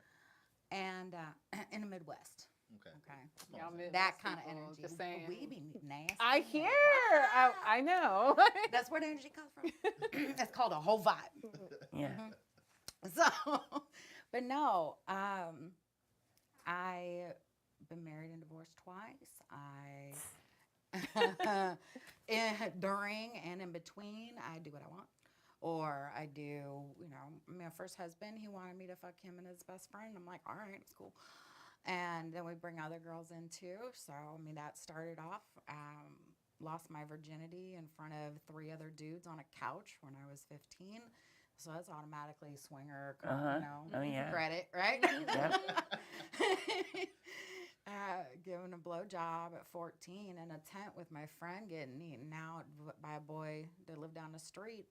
Again, swinger credit, right? So it's kind of all I know. You start at one with group kind of mentality, and Well, if you don't morphs into more and more and more. Yeah, if you're not taught to be ashamed of sex, then having sex around people isn't necessarily something that you feel shame for, right? Right. I was never taught to be shameful about sex. It was, shameful for other things. Yeah. But not about sex. But I also I didn't have sex put in front of me either. Mm-hmm. There were sexual education books in the house growing up. There was just like anatomy and stuff like that. Mm-hmm. But nothing. There were some positions too. But I was just reading and looking at pictures, being curious. Okay, so 18 was the first number, right? And this was like, I love this story because you described it as like, just being spit roasted over and over again, which is like, tell us this. which is one of my fantasies. That's why I'm always trying to get the MFM. Yeah. Oh, that first one was so much fun. Ivory Valentine. Ta-da! So I had the boyfriend that I was with, and I was blindfolded, spit roasted on a spanking bench kind of thing, right? Thank you. Yes, I am. Girl, you know the story. Yeah. I do, because it like sticks with me because it's like my fantasy too. Right. Yeah. Yes. We all have so many similar fantasies. Yes. Yep. Team effort to make them fulfilled. Yeah. So yeah, I'm on this spanking bench, stomach down, cock in this mouth while I'm blindfolded. And then I had some other guy hit me from behind while I have a butt plug in me, okay? Because, you got to stretch that out and get it ready. Right? Yeah. All right. So then at one point, I'm still blindfolded, and this dick just goes in my mouth, and it's just like never ending. I call this person mile-long cock for a reason. We had already been texting. I'd never met them, but I had seen pictures, and I just looked up with the still blindfold, and I said, Mr. Blah. And they're like, everybody, all the dudes are like busting out laughing. How does she know? We've been sending pictures back and forth. And then another point, this newbie boy, this is going to be exciting. Okay. You'll want to ask this question. Okay, so this newbie boy, he was trying to learn how to effectively, properly choke me. Oh. Just like my boyfriend was doing at that moment. And he did it wrong. Is his hand sliding? Like, what's happening? He did it wrong. He hit my trachea, which made me start coughing, and then it shot the bug plug across the room and hit the curtain. And so I was like, die laughing. I'm hilariously dying laughing, mortified at the same time. And I'm just like, I'm going to roll, and crying, like all of these emotions. I'm like, I'm traumatized. Oh my God, that was hilarious. Oh my God, I'm embarrassed. And the boyfriend, he's like, he runs in, he's like, are you okay? Are you safe? I'm like, I don't know. This is what happened and all I feel. And he's like, okay, get yourself cleaned up. I'll go handle it. So I go in the restroom. I was like, oh, you good, girl. You good. We all go back and have some more fun. And I'm listening. I'm like, oh, shit. He's putting the hammer down on him. Yes, that's why I'm dating you. And come back out. That boy ended up getting kicked out and everything. Which now he and I are very good friends. Okay. I ripped him many new ones. Okay. And threatened him that I would destroy him if he ever did anything like that at a party again. Yeah. You don't harm a person on accident. You don't do what you don't fucking If you don't choke someone, there are videos out there to teach you how to choke somebody properly. Do something you don't know. Yeah. Right. So, no, but he's very good friend of mine, and he has learned many lessons. Well, and I think that this is so important, too, because there's going to be, like, funny things that happen, awkward things that happen. Like, if you're having sex with that many men, there's going to be... Shit happens, right? And so, like, okay, we got to get to the number because people make such a big deal out of the number Yeah. that we just will say it out loud. But like, more than the number, I'm interested in the funny things that happen, like in gangbangs, where you're like, oh, that was awkward or whatever, and it just like it files away in your brain for like the stuff that you're gonna laugh at when you, I don't know, like do a bong hit or something like that, right? So one of my happiest moments during a gangbang, I was just having so much fun, giggling and just feeling very free and light and young, you know? And so I'm riding this dude, and I'm getting ready to, you know, start sucking a dick or whatever and get this other guy in coming from behind. It was going to be some airtight. You're on top? Are you on top, Yeah. cowgirl? Yeah. Okay. I was getting ready to go into airtight. And so I open up this condom, and it's dried out. Wait, say what airtight Airtight. Oh, it's airtight? One in each hole. is. Okay, Yeah. gotcha. So I was getting ready to go in that. I opened up the condom. It's dried out. There's no lube or anything Yeah, on yeah. it. It's just the balloon. Mm-hmm. And so I blow it up, tie it up, and I put the tip of my mouth, and I'm like, and there's a video of me like sucking on the tip and like it pop out of my mouth. Yeah. I'm fat life. And I'm like, and then my organizer, friend, partner, whatever, you can see in the video him throwing a pillow at my head. Oh my God. So it was like a giant sleepover. Yes, like bust out laughing. That's what it, like that level of fun. Yeah. I'm just like, hey, this is fun. Let's do this. Oh my God, you threw a pillow at me. So I mean, because you are, you're the whole point is to have a good time, right? Yep. You're not. It shouldn't feel like a job. No, and it's not work. And you know how a lot of us, we have this little fantasy, and I'm just going to say it, of being used. Yeah, I was gonna Okay. get to that because most gangbang in porn, especially in It porn, is. the girl does not look like she's having fun. I have all the fun. Right. Or if she is having fun, it's because she's getting used. Right. Right. She doesn't have any power, is what I'm trying to say. I have all the power. Yeah. And I choose to release it when I want to release it so that I can feel a sample of that being used. And then I pull it back when I've reached my limit of that sensation. Mm-hmm. So that's where your power comes in, is being able to change your mind and controlling how you're experiencing the situation. Are you on used mode, or are you on powerful queen dominatrix bitch mode? Mm-hmm.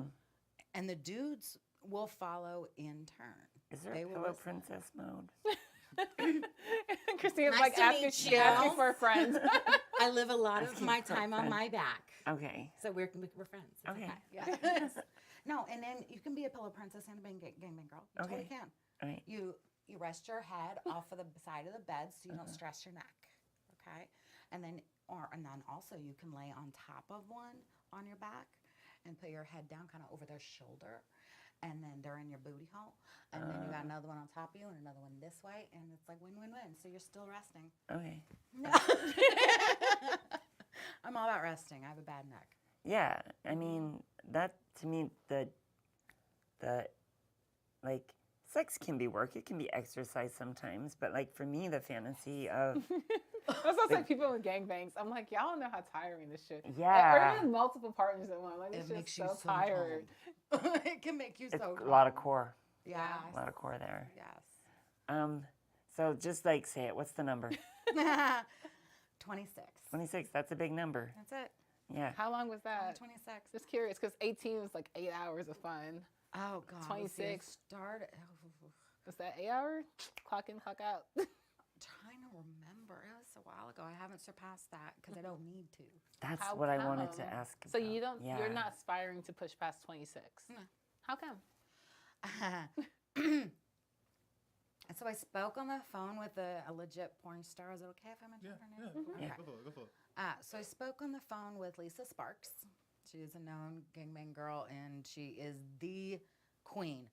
I'm a queen. She is the queen Oh. of gangbang. Queen of She Queens. did an event hitting over 900 dudes in one day. Oh, wait. Wait. Hold up. Hold on. Yeah. Yeah. I mean, just to- 900. Yeah. Just to do the math. I know. My brain is like, compute. Does not compute. So like I was already like Wait, I'm trying drooling to over assess. Right. Christina's like, ah. Let Oh me my catch God, my yeah. drool.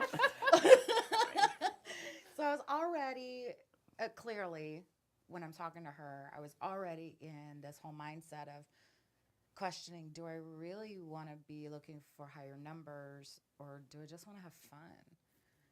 And so I'm talking with her. And I'm like, hey, Lisa, just gangbang girl to gangbang goddess. I love that. I don't need to know about ice packs and ibuprofen and all that. I already know all that. What I'd really need to know is, how did your spirit feel after that 900 men? And she said, let me tell you this, Ivory. I wish I had never done it. And I was like, that's all I need. That's all I needed. That was my deciding factor when I no longer wanted to count numbers. And I will occasionally just ask my partner, say, how many dudes? Okay, cool. But I don't have a goal to go beyond that 26. If it happens and I'm having fun, great. No big deal, right? But any moment I'm done. But you're not living for the number 27 right now, which I think is important for people to hear because it's really not some people will get lost in the numbers. Let's just admit that. Some people will get into it and they will say, I've always got to go more. I've always got to go bigger. Escalation. And we do. We talk about escalation a lot because it's a thing. It's also a competitive thing. Yeah. It's a pride thing. Yeah. It's a what's the word I'm looking for? You can boast about it. Yeah. You know? But yeah, no. It's a rep thing. Yeah, cred. exactly. Cred, thank you. That's not what I don't care about that. Knows that as far as that's concerned, my sex is not my cred. The people that I fuck, the amount of people that I fuck is not my cred. My cred comes in with, am I happy? Am I enjoying myself? Are you enjoying yourself? We're on good terms? Cool, let's do it again. That's pretty crazy, yeah. Yeah, so, and along that vein, one of the things that I want to make sure that we do when we talk to somebody like you is to make sure that we are not one-dimensionalizing Ivory Valentine. There's a lot more to you than just a gangbang girl, right? One of the things I wanted to talk with you about is being a burner, because I'm just getting into this, right? I'm just discovering. Tell our audience and people like me what the fuck a burner Yeah. I didn't know this was going to come out. Yeah, no, okay. Because look, I know Burning Man, and that's about it. Yes, girl. A lot of us have heard about Burning Man, and I'm going to have you explain what burners are in a minute. But there is some crossover between the kink community, the swink community, and the burner community.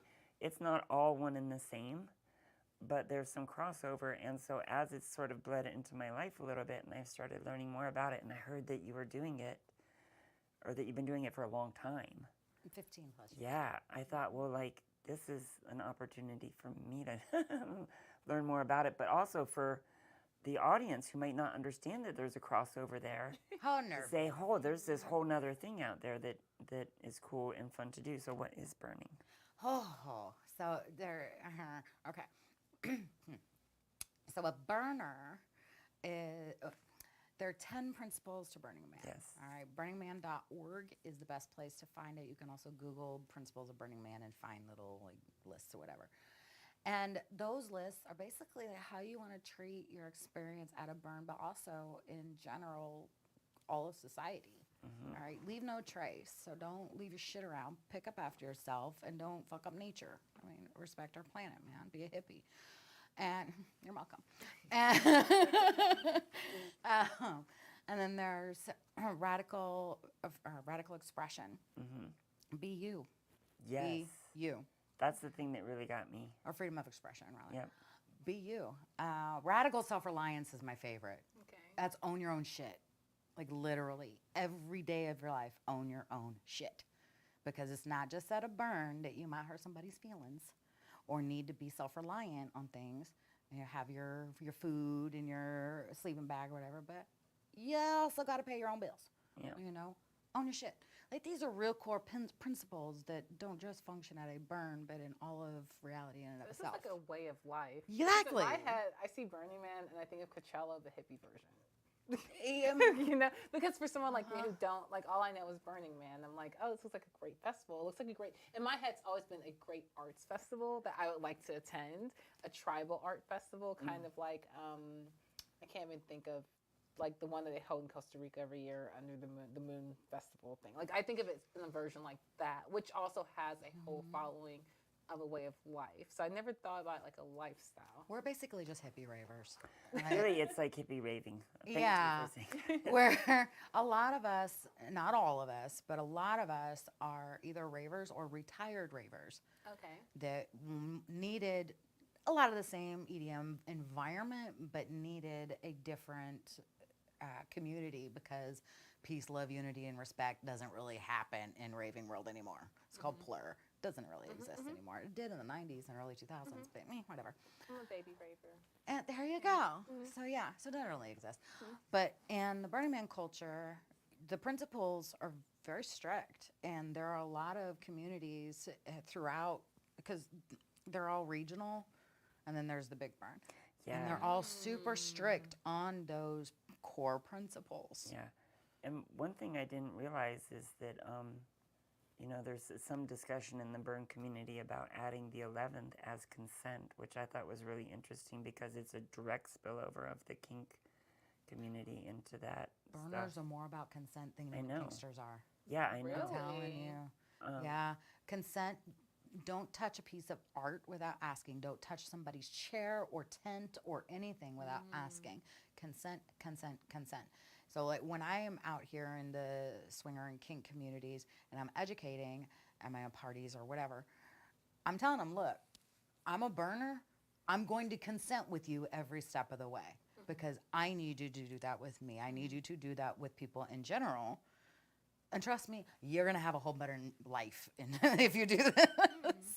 You know, it's burner mindset. Ask, ask, ask. And so people don't realize, I didn't realize, I don't think that probably you did, that it's not just the Burning Man every year. There are regional things all over, all year round. All over the world even. Yeah, and they're just smaller local festivals. Regionals, yeah. Oh, okay. And the regionals will range from about 70 people all the way up to usually about 5,000 at max for one regional burn. And then the big burn is like 50,000 people. I don't need to go that. And the burn itself is a little bit ambiguous what it means and why it is, right? It's just sort of like... I think you really need to have, I mean, whenever I go to a burn and I bring people with me, I would call them virgins, a virgin, burner virgin. I go over like the principles with them.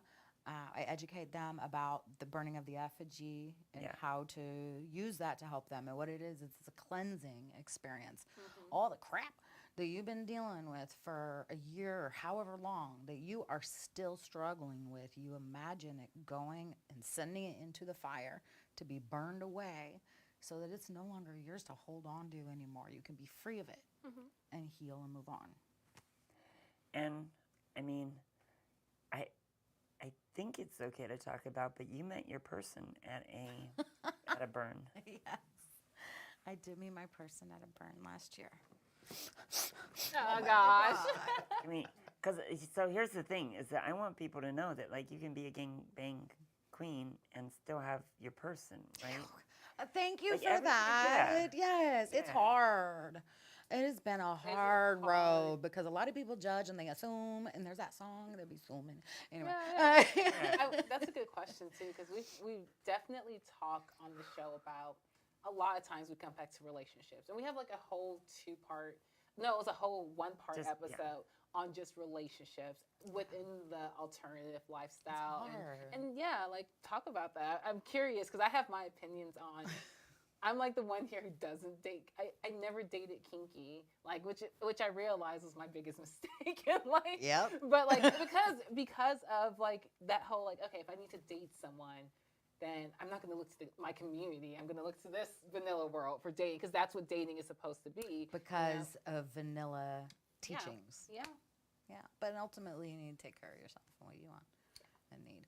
So, like I said, married and divorced twice. Learned lots of lessons from those two.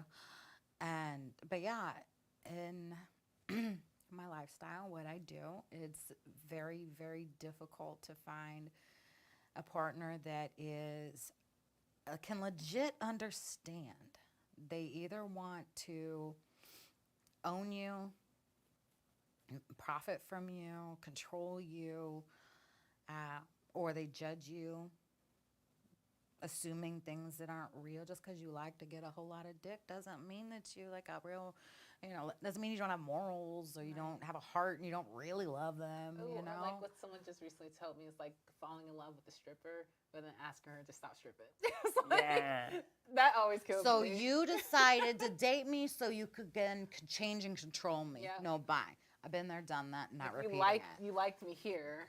It's the whole Madonna whore complex. They're attracted to the whore until they get us. They want to make us the Madonna, but then they cheat on us with the whore. Yep. Yep. Yep. Been there. Yeah. Girl, me too. So, yeah. So no, I met my partner at my home burn is what I call it, where I'm from originally. It includes a float trip. And it's amazing. It's so beautiful. Everything magical happens at that property. Anyway, and believe it or not, I was creeping on this person's Facebook profile for like 4 months in advance because they posted some posts about stuff. I'm going to leave it be. It's so romantic. Yeah. Sorry. Just, I love it. And I was like, wow, that's some toxic shit that you had to deal with in the past. I feel for you. I'm really curious how you're going to handle these responses because this could be a whole lot of very, a lot of conflicting information or like touchy subject kind of thing.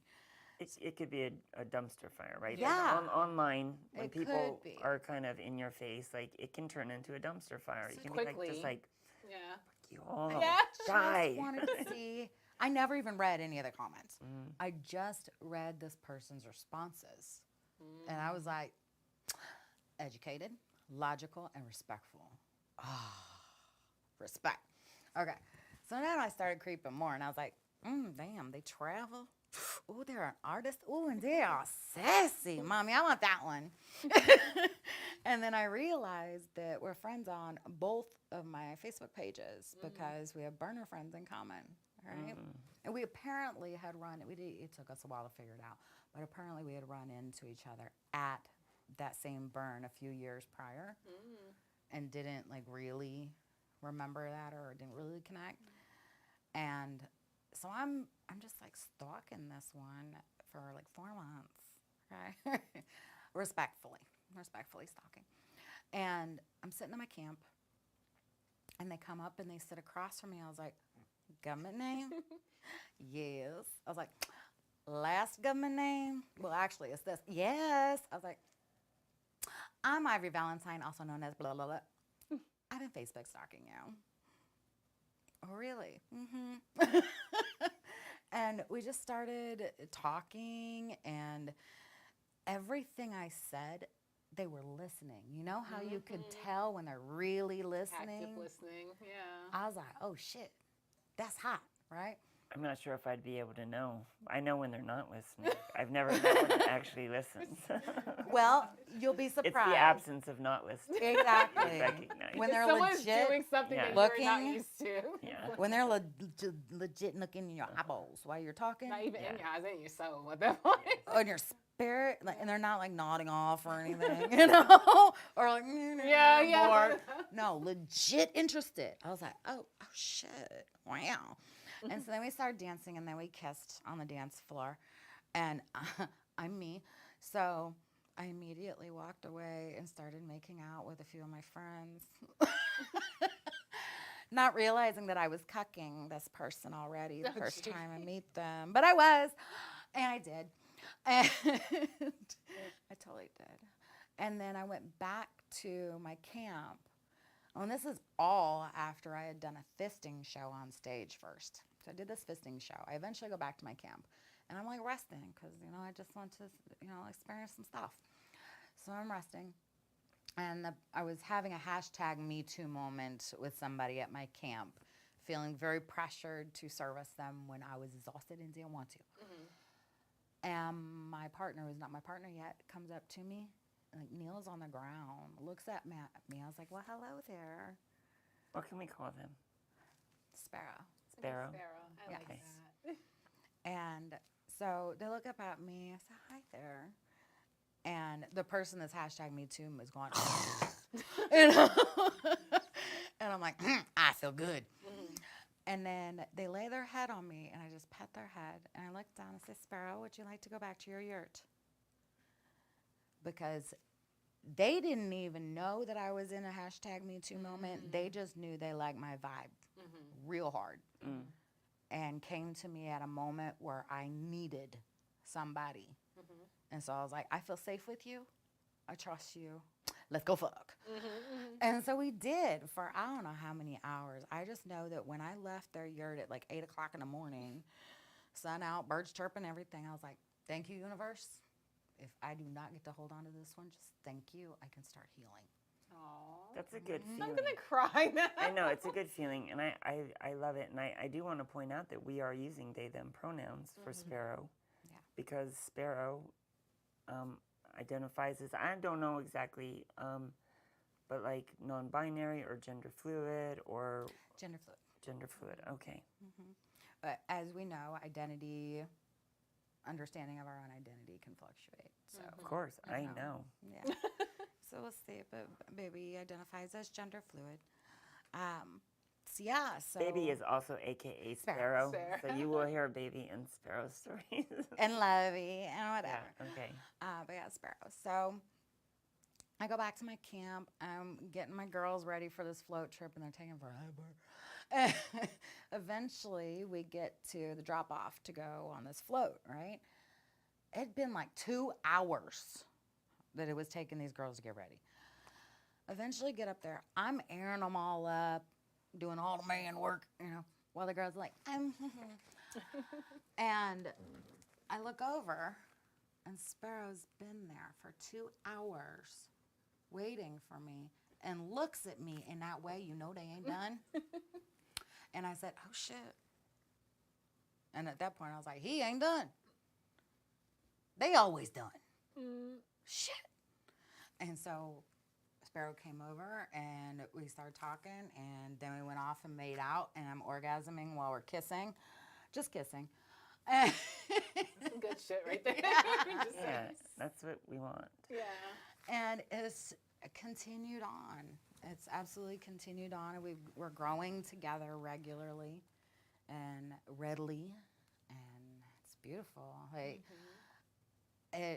what we say to each other is real meets real. Real recognizes real. Yeah. And we opened up that can of worms real quick with each other. I made it real clear on that river together that I am not polyamorous, and I am a swinger, and I am this, and I am that. Yeah, you from rip, like And you jump. I ain't putting up with shit otherwise, right? It's just so important. I feel like it's so important. Just yeah.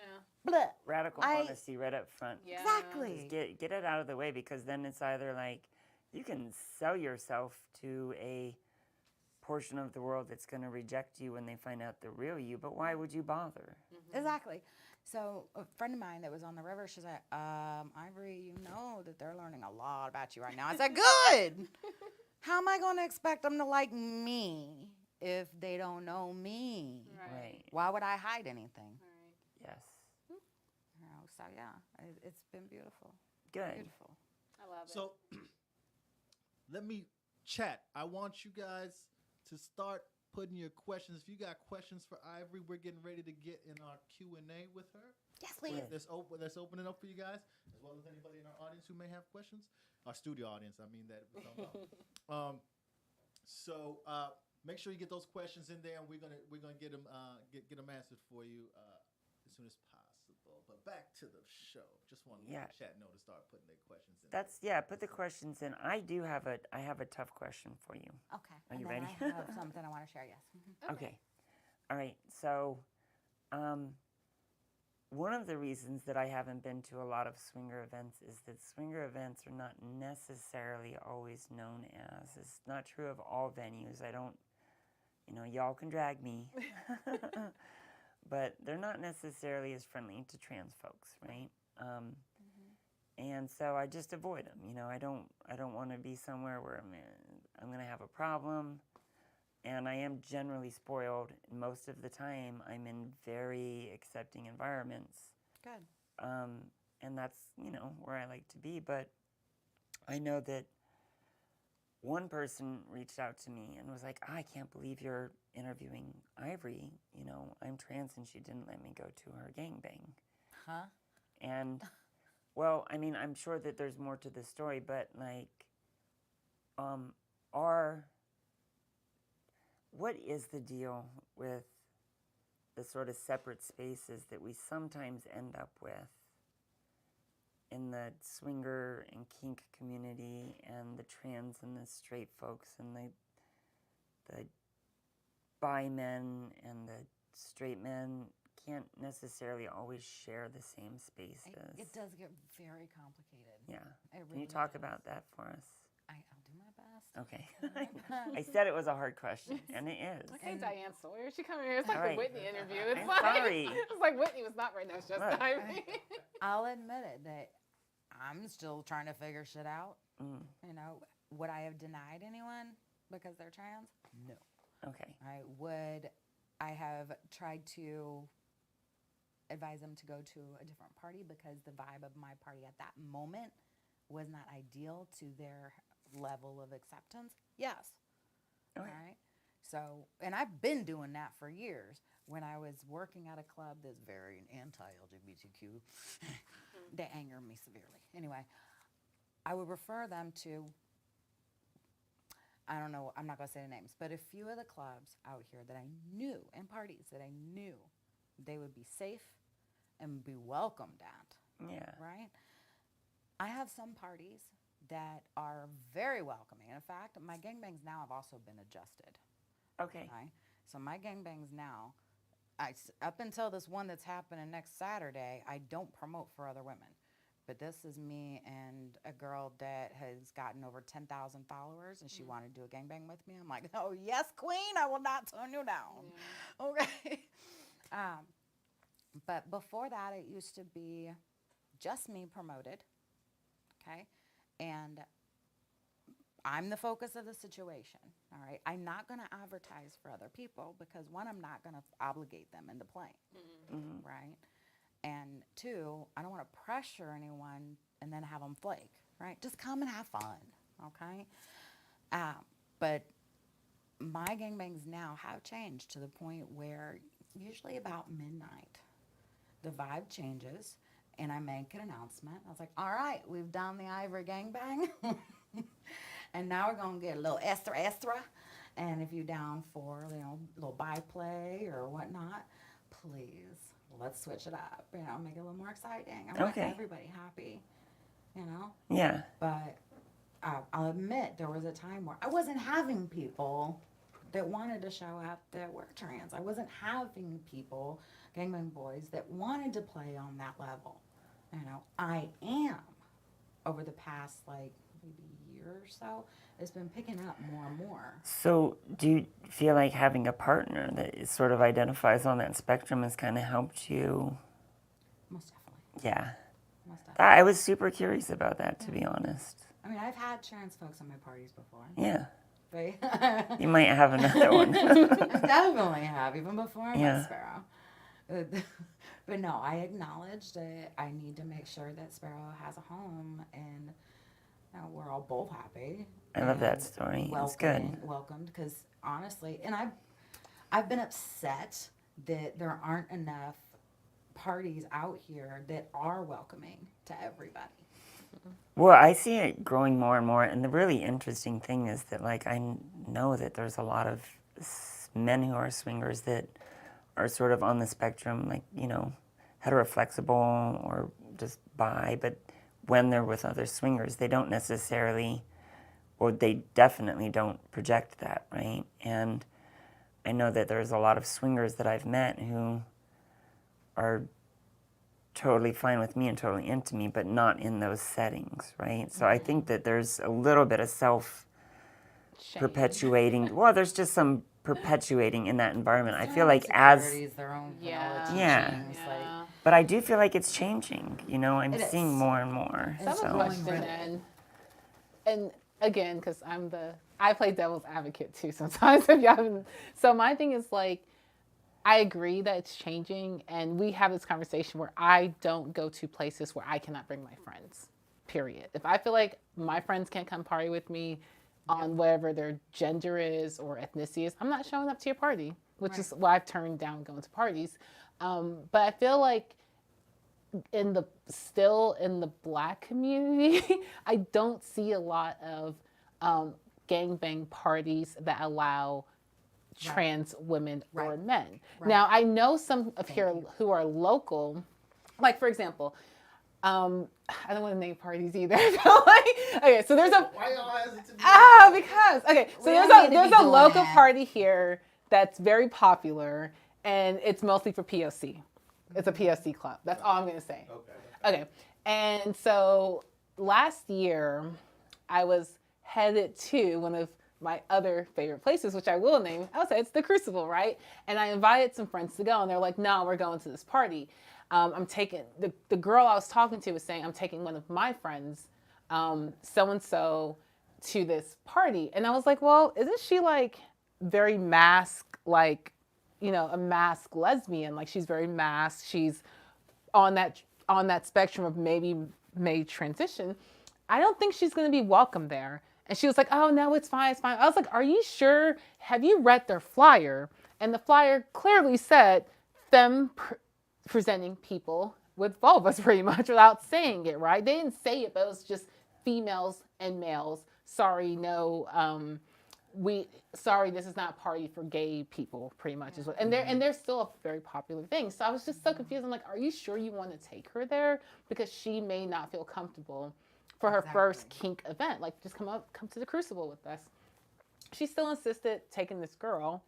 It did not end well, and they had to leave because it was like the guys feeling some kind of way about this thuggy girl did not want to fuck them. You get what I'm saying? Like, and because she wasn't there to fuck them, she was there to see her friends fuck and probably fuck her friends, but she had no interest in fucking these guys. So it's like, I think it's so interesting, and I don't know if anybody else wants to speak on this, but for me, I feel like the POC community, there are places, like I said, I don't go to places that aren't accepting. So of course I've been to places that accept my friends, but I still feel like it's so the fear of violence, the fear of just like all this crazy stuff that may happen, unfortunately. So a lot of those kinds of parties are non-LGBTQI friendly, and I see them not changing. Right. So Because they're still popular and they're still happening. I think that I remember what this person is talking about. I think that was when I was working at the club. And that specific club was very, and is still very much, very anti-LGBTQIA. And to the point where the person running it will legit say, "We don't let your kind in here. You don't belong." Wow. And I asked them, "Can you please just let me handle this so I can at least be sensitive to people about it and refer them to places where I know they'll be safe and happy and not be attacked like this or run the risk of being physically harmed?" And so, yes, I did refer them out. And if I was doing a gangbang at the club, I'm sorry, I worked there. I was obligated to go by their rules. And I may have said, "I'm sorry." So I Now, wasn't trying to. No. I just needed to clarify that because I Yeah. feel bad about it. Okay. Okay. But now that I've left that place for a year and a half, come on.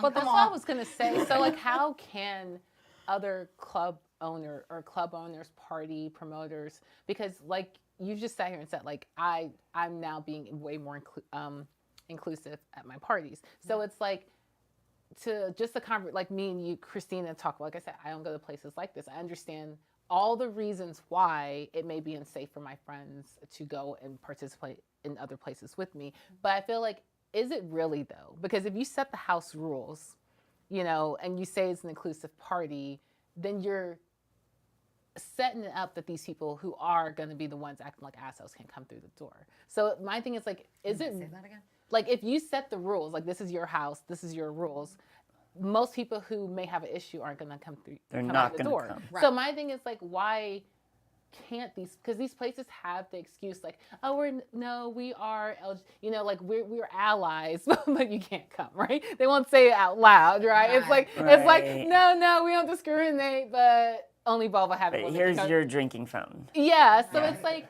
my thing is like like you were saying, like is it fair to say, and I know the whole thing about like, well, I don't want to show up to see that if I'm paying for this, but I feel like if you're showing up and you're not into something, then you just don't do it. Like, why can't we just get to a point of like everyone's welcome, and if it's not your cup of tea, don't drink it? Well, Can I answer that one? Yes, yeah. That's why I was looking at you first. Because the communities are really still. We're supposed to be talking about this but I was gonna say we have to save some of this for. Yeah, just give us a little bit. Give us a tip. Just go ahead. Just the tip. And then I'll put on it. Yeah. This little tip. People care too much about what other people think. Yeah. Mm-hmm. And so, though there's a lot of people that say, yo, I support this, I support that. If the crowd is not really, supporting them, and a lot of times the crowd will say that. Yep. But everybody is so worried about what the other people think, especially when you get to like your normal swing events and all that. Everybody's worried about what everybody else thinks. When you say everybody, I'm confused. So, and you're talking about in the case of owners, right? Okay. Owners who run groups, owners who own clubs, owners who, because I agree with Miss Elizabeth, the shit. What's the saying go? Shit goes downhill, whatever. You know the fuck. Well, you know what the fuck I'm talking. Somebody correct me out there. Shit goes downhill or something like that. Trickles down, trickle down economics and all that. It rolls down. Rolls down. That's it. So depends on how wet it is, I guess. Yeah. Ew. We're not gonna shame scat play on here, but ew. I'm just gonna yuck, okay? It's not your yum I'm talking about. I'm just yucking. So if a venue or party promoter, whatever, if they're like, yo, this is what we are, this is what we accept, it's gonna be that. Like you were saying, the people who don't want to come around, don't want to be around that, won't be around that. Right. The reality is, the people who run these things really don't feel that way. And remember that it was mentioned earlier with like some people. It's about money for a lot of motherfuckers. That's what I was getting to. It's about money for a lot of bag, motherfuckers, right? They're doing what the community is asked. They're doing what their community, their people that they're able to reach, are asking for. Their consumer, right. Yeah. And I'm not saying it's right. I will say it's be real and say it. Say if you own a club, like I support LGBTQ, but my patrons don't. Be real and say it. Mm-hmm. I don't know why it's so hard for people to tell the truth in all this stuff. Be real and say this shit. Yeah. But they're so worried about losing that bag. That's what it's really about. I don't want to upset the people who come to my events because a trans person. My contention though is that most of the time they would lose two people. There's actually two people driving that bus who are loud and obnoxious about it, and not in regular swing. In regular swing, what you think? In regular swing, I think it's more. It's a lot more. Because I think it goes back to his point. It's what everyone else thinks, and I feel like you still are showing up. So if you stay in support, what are you, bisexual dude? Especially for men, it's about men really at this point. It's about men. It's about men. Uh-huh. And the insecure. But there's so many. This is dudes, another conversation as well. But a lot of dudes are very fucking insecure. When, if you pay attention to the events I post, I have done like Sissy Bang and stuff like that, and the number of people that sign up is like 2. And all the others are like, I gotta stay hidden. So let me message them. Right. Nobody can know my secrets. I'm so curious. Because they're being outed just by the fact that they're going. Yes. Yeah. It's being out in the fact. So more people out than in the two fact. go. Oh yeah. I never went because I'm like, there's only going to be 2 people there. But hold on. Okay. Outed in the sense of this, but how does outing happen? It happens to other party throwers who will say, "I saw you went to this event." That's another way. Yes. This is what were you doing there? And you can't come to my event. Right. Oh. Yeah. There's all kinds of shit that happens behind this shit. Yeah. And whether it's just a person's moral principles, or it's business, Religious or it's teachings. Yeah. blah blah blah, whatever it is, the shit happens, and we in this community that has all these cool sayings. We got all these cool fucking sayings, but y'all motherfuckers ain't living a lot of this shit. Yeah, y'all gotta come back to our next episode. It's just pretty much, it's gonna be fun. We're just gonna talk about the community. We are. Yeah, So something I wanted to share about my gangbangs that we didn't talk about, I think we kind of like danced over it and skimmed onto another topic, is how I prepare for them. All right. I start my day ignoring my phone. So I don't want people messaging me, fucking with my vibe. I might text with Sparrow, but that's it. And turn on music so I can get right in a good energy there, Hydrate. The day before, I will have limited my foods because I want things to be nice and Girl, easy I know to all get about rid it. of, Yep. So I learned it. It's called the porn star diet, and I learned it from Belladonna, the queen of anal. Yep. Okay, she did a whole Porn documentary star on it, and I was like, diet. yes, queen. So yeah, it's a liquid diet the day before, broth, jello, that sort of thing.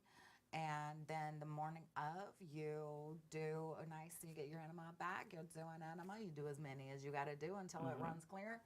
And then you usually have about 8 hours. This is a Tuesday for me.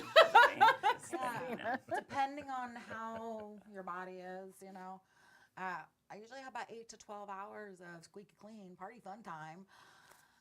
But then you're also starving yourself for a good 48 hours, pretty much, right? Just drinking boxes of broth, because yum. That at some point during my gangbangs, this is so funny. Okay, so I'm gangbanging, and I'm like, oh my God, I'm so starving. I'm starting to get dry heaving, feeling, brewing up, right? I was like, oh my God, I'm so starving. I'm gonna get sick. There's nothing in me to get sick of, But it's nice and there's no mudding happening. So Y'all can tell I'm just ain't a queen over here, right? Everybody knows the rest. All right. But my super awesome, best gangbang boy, long-term friend, all right? I'm even friends with his girlfriend, okay? He was one of my first gangbang boys. What does he do? He goes over and he's like, how you doing? How you doing, Ivory? What can I do for you? I was like, I'm hungry. Feed me. Go give me some of that Peruvian chicken, and I need both of the different sauces, the white and the green, please, while I'm actively fucking. Oh God, just feed it to me. Okay. So he brings it over, and he's like, here you go. I'm like, you got to dip that shit in both sauces, baby. He's like, dip it, and put it in my mouth. And I'm literally being fucked. I'm like, it's so good. Oh, God, thank you. I feel so, I'm not dying anymore. And I'm this animated. And all of a sudden, the dude is fucking me. He gets harder. Oh God. He gets harder. He starts fucking me harder. And I was like, feed her that chicken. yes! And then he came, I was like, ooh, Mr. Screen Name, you're a feeder. Yeah. He's like, yeah. I was like, you want me to eat some more chicken, baby? Drizzle that sauce down your chin.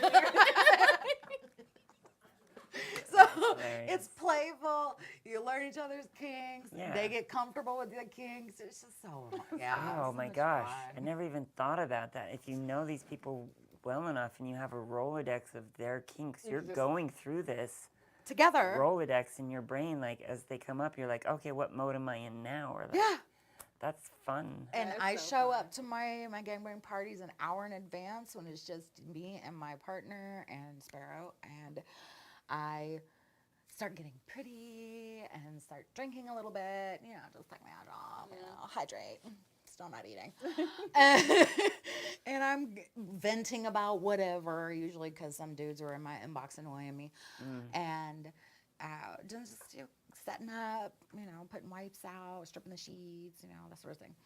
And I wait to get my full outfit on until some of the dudes get there, because I let them kind of help me pick out things, because then they really like that. They feel involved. Yeah, I love getting dressed in front of people. Yeah. I was like, do you think I should do this or this? I'm like, you should do this. And then I even sometimes will be like, can you put my shoes on, honey? Oh. And they buckle, and I'm like, oh, I'm a princess. And they're like, yes, man. Yes, mistress. I'm like, this is so good. May I take your picture? Oh, good boys. Oh, It's like a whole ritual, a whole thing. We all get our little kinks. and just makes it fun. That sounds so fun. Y'all better be out there typing your questions because I want some audience participation. Our audience over there. Audience went quiet. They didn't have any questions. They're shy. Stop They being didn't have shy. any questions for Ivy. Don't out be there. shy. I didn't see any. Did you? Why do I like bang bangs? They want to know. They wanted to know who Bob was. Nanya? Y'all gonna have to join FetLife. It's also Nacho business, like Mr. Ignacio. And but the name of the group is all you got to do is look up the group because they It's put it out there. something special. Something special. That's real. That wasn't made up. I think it sounds so made up. I thought it really But I know the Mardi Gras party, but I don't be paying attention to people's names. Was it something special swingers club or something like that? Right? God. Is that what it is? Was that what it was? That's what I'm remembering. Something special swingers club, guys. That's I'm it. gonna look. And whoever, you know what's interesting about that something special that thing? You guys realize that they were shitting on Bob. Let me think about this. For the most part, they were shitting on Bob. They weren't shitting on Ken. It was all about Bob. Yeah. Because Ken, remember, Ken was one of their playmates as well. They continued. And I thought that was strange. Ken's smart. Ken's like, yo, yeah, fuck Bob. But Ken's still, he's still, everybody left except Ken. Right. Yeah. Exactly. Because Ken found a place where the groomed woman can come and he can. But the thing is, But they if didn't it's they the didn't one that connect they didn't connect Ken with the grooming as well. Remember, Bob and Ken took us to the bedroom. Because Ken is that dude that's not like, he's going to let Bob do all the talking. And then he's But gonna, it's Or he's more charismatic. Ken is more charismatic. He's working both sides. of he's the no, coin. that's what I'm getting at. Yeah. Those women didn't really. I don't felt like they put as much a burden on Ken. Or most people. I mean, you guys did when you were talking about it, actually. And I wanted to say something. But like, I'm glad y'all are putting Ken in there too, because. yeah, fuck Ken. If it's what I'm thinking it is, Ken ain't there anymore anyway. Oh, I mean, He left too. you left too. You left too. But, I mean, you kind of hope those places fizzle out, right? Under the Eventually, they burden of their own Toxicity. toxicity. Yeah. They'll only really. There's a lot of big downsides to it, but one of the biggest ones is people expect that sort of dynamic, and they have to be woken up to the fact that that's not how it should happen. Right. And I'm sorry, I rule, you drool. So, what is next for you? I mean, not that you have to have like some She's big like, I'm done. grand plan. I'm not talking about 27. I'm just talking about like, in the big thing of like your life. Like, what are some of the things that you're? I have all the things. All the I'm living my things. best life, girl. Yay! All that happiness. And if you do not bring me happiness, money, or great sex, GATFO. So no, September 30th, I'm getting a boob job. Yay! Sorry if that messed with the mic. And by the way, you've lost a lot of weight. You've been on a transformation. You've been on a journey, right? Definitely. I lost over 50 pounds, had a tummy tuck, about to get a boob job to get a lift and some implants to get some domage. Congratulations. Every time people see me, they're like, you keep losing weight. I'm like, technically, no. The scale says it's the same. Things are just moving around. How many dudes you got pissed off? Like, yo, you can't be doing that, losing that.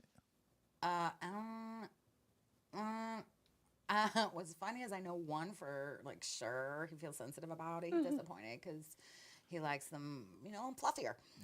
And I was when I went on Facebook like a month afterwards, I went live and I was like, hey, sorry, baby, you know that I did this. I lost weight. I got a tummy tuck. That role is gone. And he's like, it's okay, love, as long as you're happy. You're always beautiful. I was like, you know how to say the right thing. I know you don't mean that. But you know how to say the right thing. That's sweet, though. Yeah. So can I ask, what was the motivation?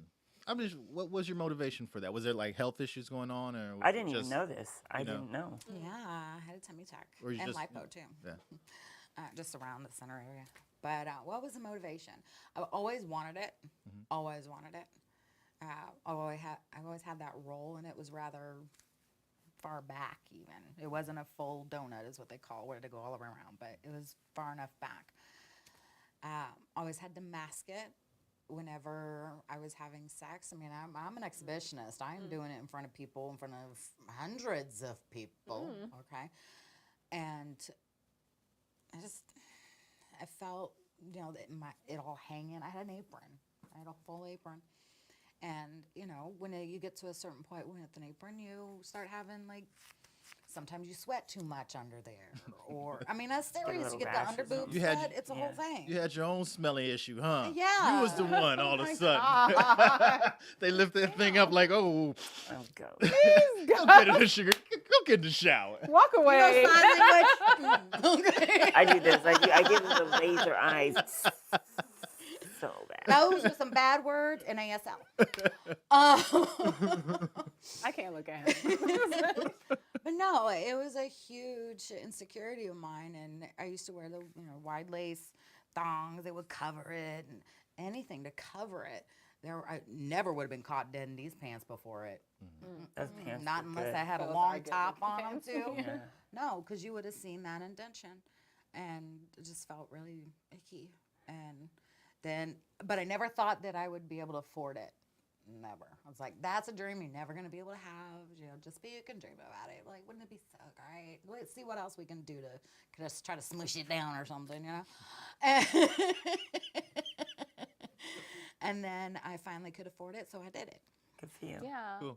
Good for your happiness. Yeah. That matters. Yep. So now we're getting the boobs done, and they're going to be in my throat. You're welcome. So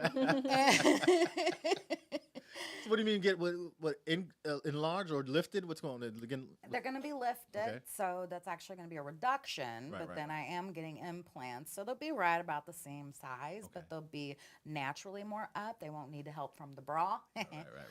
and they'll have that nice dome effect, which I'm really excited about wearing tops without having to wear a bra. You know, like you, that's sexy as shit.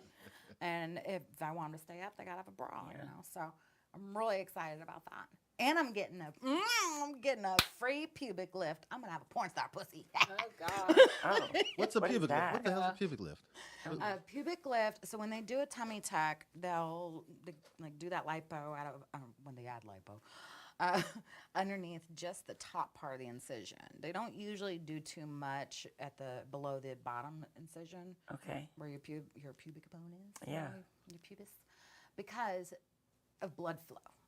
They need to have the blood flow come from someplace in order for healing to happen. If they take too much out here, they're not too much down here. You're not going to heal properly, right? Okay. So they left out. So now I have kind of a fluffy pussy because it didn't change much. I see. You know, it was fluffy before, but now it comes out like a moose knuckle. Wait, what? Thank you, Christina, for the visual. That is a term. I saw it on the internet. I was like, that's accurate. Moose knuckle. What world do I live in?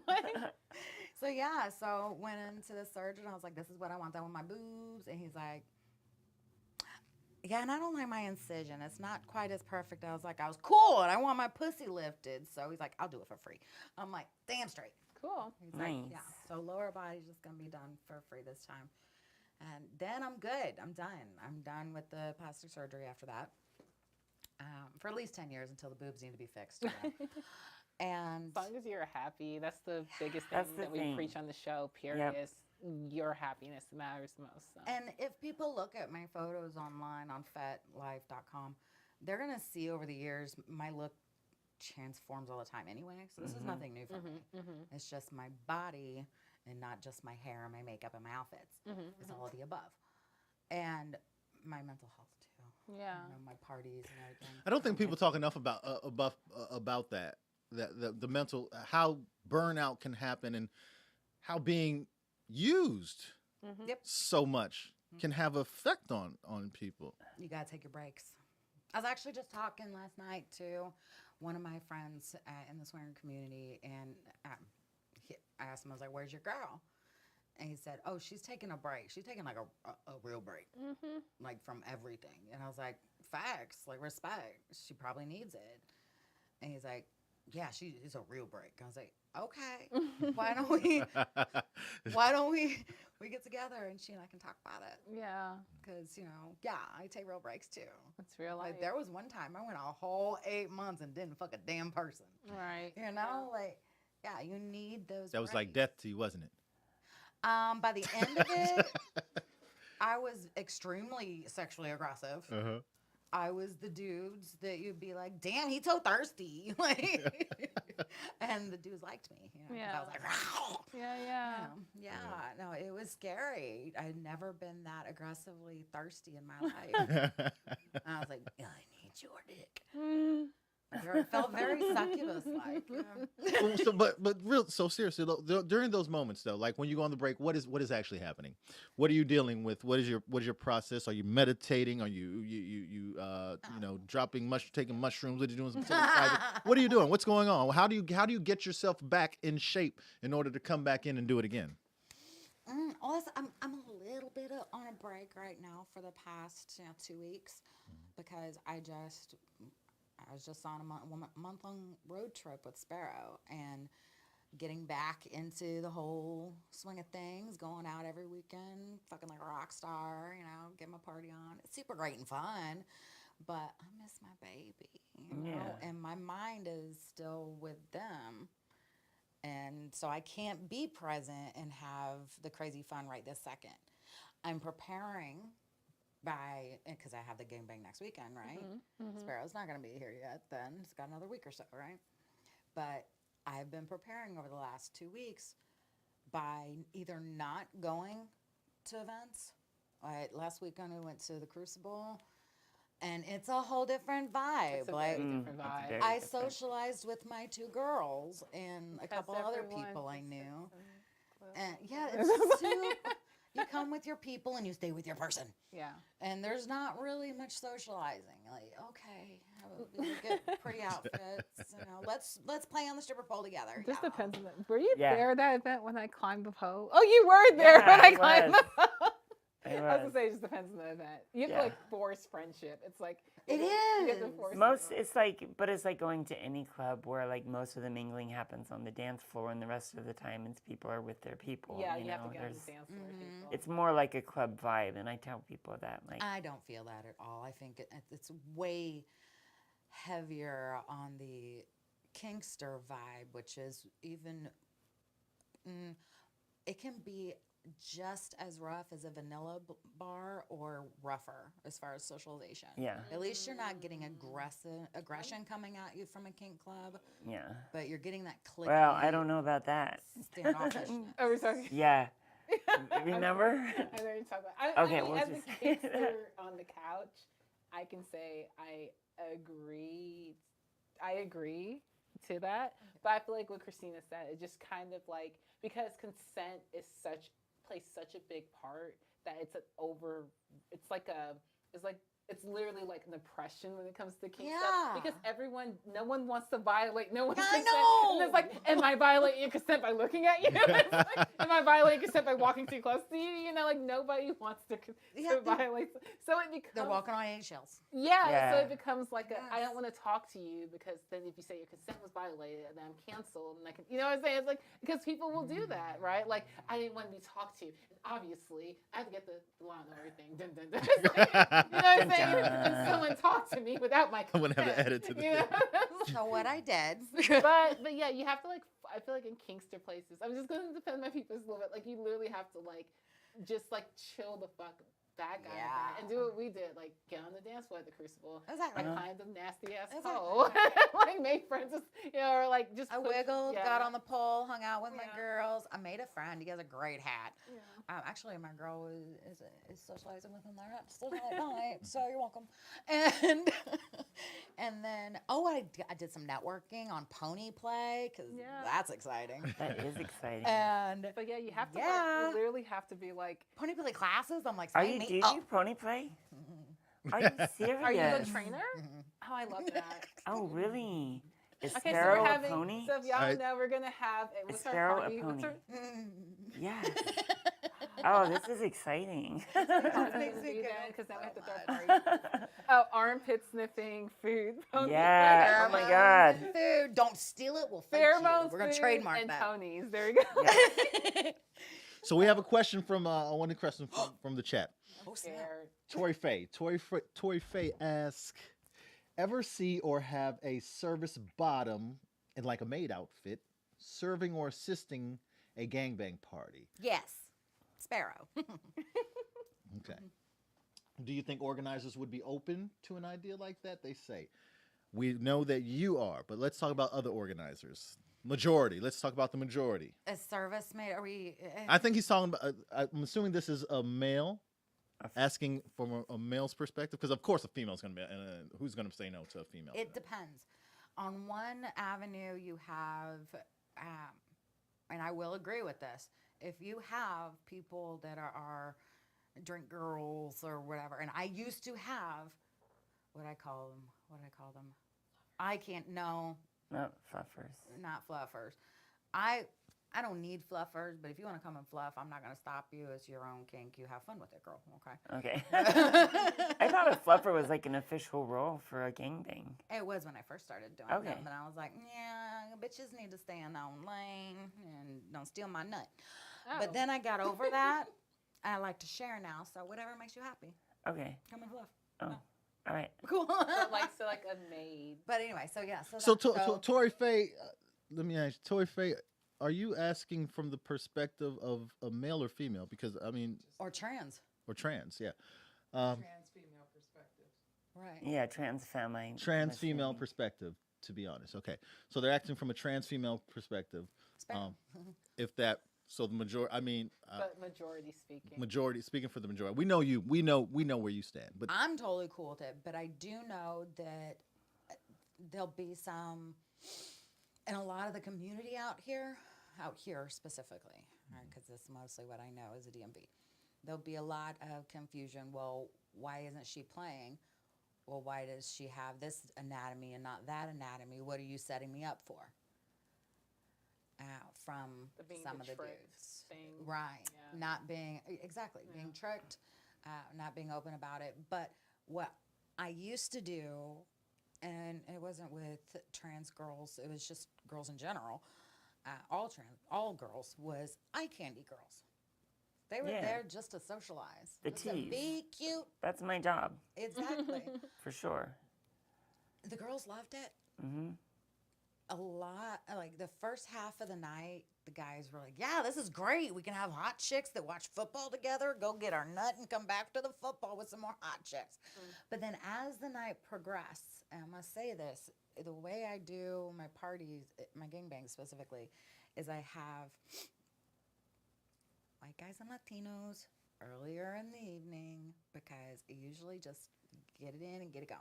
They don't usually linger, okay? They have their fun and they go off to work or home or whatever.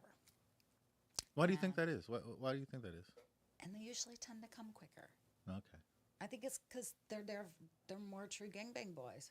They're just like, cool, I needed this. It was fun. Thank you. Appreciate you. Love you. Bye. See you next time.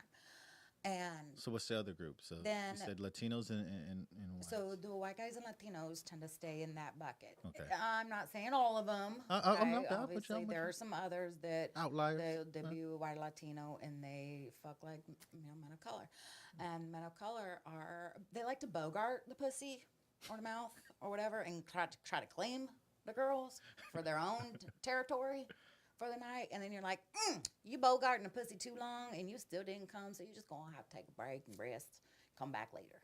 Okay, we gotta get some other people in here too. You know, you can't be fucking me for an hour and still not come, bro. You know, you're just being greedy at that point. It's no longer about fun for me. You're just being greedy. And those guys, like you said before, it's a POC thing. They tend to be more, well, why isn't she playing too? What did you set me up for? I thought this was all girls, you know, whatever. So, yeah. That does happen. I have no That will experience happen. in any of this. So I'm just saying, listen. So I don't. so to answer Tori's question, we're saying that yes, not the majority organizers wouldn't be very open to having a trans female But there are some. in a maid outfit. I would say to Tori's question, if you're interested, read the flyer to see if that particular event is more inclusive to everyone. And if you feel like they are, reach out to the event organizer and ask them. Toy, Hey. that's what I do. If it doesn't say specifically that it's LGBTQ inclusive, I don't go. And even when it does say, I still send them a note and I say, is it, do you get, queer folk, and are people reacting well to them? And do you ever have any problems? Because I just want to know what the vibe is before I get there. And I mean, it's been the places where I've done that, I've had no issues. I've personally never had a problem. Yeah. Good. Just You good. know. Yeah. I feel Because like I'm fucking hot. Yeah. But no, and it's not fair too, because I have been at a point in my transition, not having passing privilege, right? Which is a big thing. But it's also a big problem because guys will get upset if they think they're being fooled sometimes.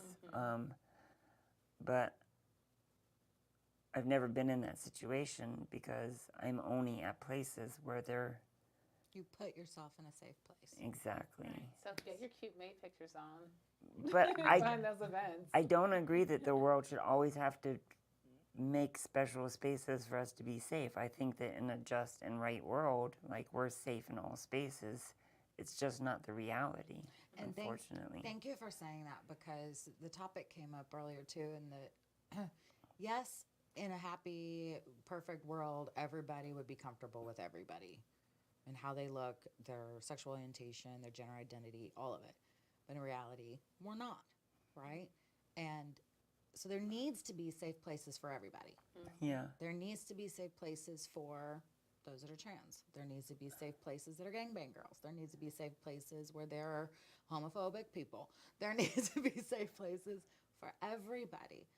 Yeah, well, that's why I talk about different drinking fountains, because I do get back to that sometimes. But I don't really think of it. I don't personally, and I could be wrong, but I don't personally see of it necessarily as drinking fountains. I think it is more. I think it's like a variety of tea. That's why I would say your cup of tea and not drinking fountain, because not everyone is into everything. And Yeah. I feel like you should Sure. you should have Right you should be sizing. able to say I like green tea. But I don't think that's what we're talking about. No, we're not I don't think it's talking really about- the idea that everybody doesn't have to be in anything. Because the reality of what happens is there's vitriol, there's hate, there's all kinds of other things that are actually happening. It's not just that, oh, we're not into that, we're sorry. No, I'm saying it should. I'm saying for me, it should be I should walk into a tea store and be able to say I like this and that, without anyone getting mad that I don't like that. But you should also be okay walking into a tea store with a variety of things and being mature enough to say, I'm not into that, but I'm into this. Right. It's what And I was that's saying. what I'm the trying ideal. to incorporate in my parties by having everybody be welcome. And But I'm not gonna lie. Sometimes it's hard to get people that are in the cishet community to chill the fuck out. And I'm gonna say it. Call me a bad person. Say it. But there are people within the LGBTQIA community that are posers. They are not what they claim that they are, and they just want to stir up fucking drama to stir up fucking drama. All right? They're not truly trans, but I'm non-binary, and you need to accommodate to my needs. And very spoiled children, but they're just doing what's popular. You don't mean you're not asshole. Exactly. Just saying, assholes Exactly. everywhere. But, So honestly, find, and there are parties that I won't go to because I don't feel comfortable. All right, and it's because of different reasons, to be honest. But find a party that you are, or more parties that you are comfortable going to, and great. If you don't like what you have available for you, make your own. yeah, and that's why I kind of brought up two questions though, earlier, one, do you have muscle that monitors everybody? Because that's one thing I'm always I definitely like feeling like there's gonna be somebody that will intervene if somebody causes a problem. Yep. And I want them to be a big human being. So it depends on the size of my party, but yes, I always do. And then I was also super curious about the idea of do people get introductions, at some point in the party so that there are no surprises. Like, oh, this is Christina. She is trans. She's not playing tonight. Or And she that is way- I fluffing wouldn't tonight. want to out you like that, though. But no, but like I live my life very openly, and that's the. So You know. if you and I had that conversation prior Yeah. to the event, that those were the words you wanted me to use, yes, I would use those words. Yes. Okay. We have a question from Big Cav. Hey. Big Cav asks, best advice for a guy who wants to approach a gangbang girl for a scene? For one-on-one? That's what I was thinking. That's what I'm. 101 or Big Cav, are you talking about you trying to get the gangbang girl for yourself? She was just talking about dudes like you, Big Cav. Or is he saying I like can he wants? expand on it if you want. Or maybe he wants to like have a gangbang party, like his own party with. Oh, or he wants just to host a get gangbang past party. Betty. Yeah, like hey, come. Big Cav, can you expound on that question? Can you give us some more? We're kind of confused to what you're talking about as for what kind of But scene it is scene you're trying to. it's a- You're go ahead. It's a great question in general, like in terms of the guys, like what can the guys do to be successful as gangbang boys, right? What you call true gangbang boys. Can you explain what that personality is a little bit? Yeah. The true gangbang boys are usually ready to play at a drop of a hat. You know, they don't need too much effort. They don't need that sensual loving care and romanticizing, you know, because they know, it's down to have fun. Let's do this. And they also are all about what you want. And they'll even ask you, would you like me to go down on you? Or may I go down on you? May I finger you? May I do this? Do you squirt? May I make you squirt? Are true gangbang boys more submissive or bottoms at least? Just curious, because the way you talk about it seems It's like a mix. Okay. It's a mix. I have some that are toppy and they're like super fun. Like, yes, Okay, smack me, okay. choke me, throw me around. But yeah, most of mine, I would say, are probably a little more subby to me. But I come off very toppy. Okay. All right, Big Cav says no, to be included as well. So I'm going to guess that Big Cav is saying maybe I'm at a gangbang and I have this scene in mind with all this going on. How do I approach a gangbang girl and say, hey, I kind of want to, I got this thing I want to do. I've been wanting to do it, a gangbang, this kind of thing. Are you down? You know, Just like that. just like that? Yeah. Just do it? It occasionally happens with me. I have some guys that will tell me their fantasy and they're like, it's super secret. I'm like, that's so totally something we could do. Let's do it. I'll make it my idea. That's cool. And that's actually a great idea, right? Yeah. That is a great idea. I'll make it my idea. I'll make it look like it was my idea. And yeah, we could get this done. And honestly, I fulfill most of my fantasies, if not all of my fantasies. Most of my fantasies now are like super romantic. Okay? Do you think So, give me some fantasies. super romantic? Yeah. Do you think most the average gangbang girl would be about that? Because honestly, remember we're talking about it's about me. Like it's about me. Why the fuck am I gonna like boy go somewhere, right? Yeah, no, I don't. I don't think that. I think I could be wrong, but I think that most, in my experience, gangbang girls that identify as gangbang girls are about the numbers. They're not even necessarily about their own pleasure, The experience or anything like much less the dude's pleasure. They know their goal is the numbers, so they're like, you just get it in and nut and get out, so the next one can go in. And so it's a whole different mentality. So you really have to, like, my gangbang boys and I, we vibe. All right, we communicate. We have our own little community, our own little relationship going on, so to speak. And yeah, I want them to have fun. I want to have fun. I get bored, and if I get bored, I'm gonna crack some jokes so your dick goes soft, and then I can make it hard again.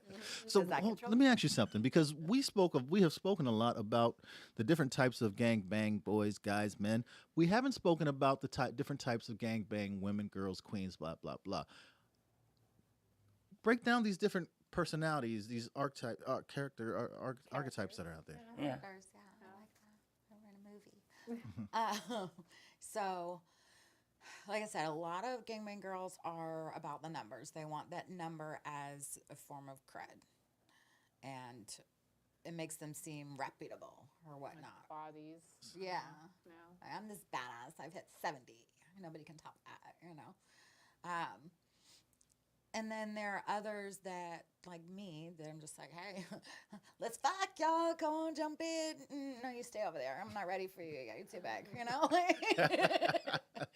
We'll get there. Don't worry. Don't stress. But, you got to wait a minute. Yeah, it's whatever.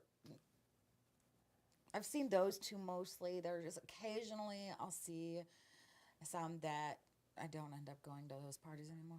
What about these girls that are coming to your events that are just trying to do it for the first time? That they're just trying to have that They're super fun. They're just fantasy fulfilling experience. fantasies. That's Those are the ones you want to hear about? those are the ones I want to hear about. Okay.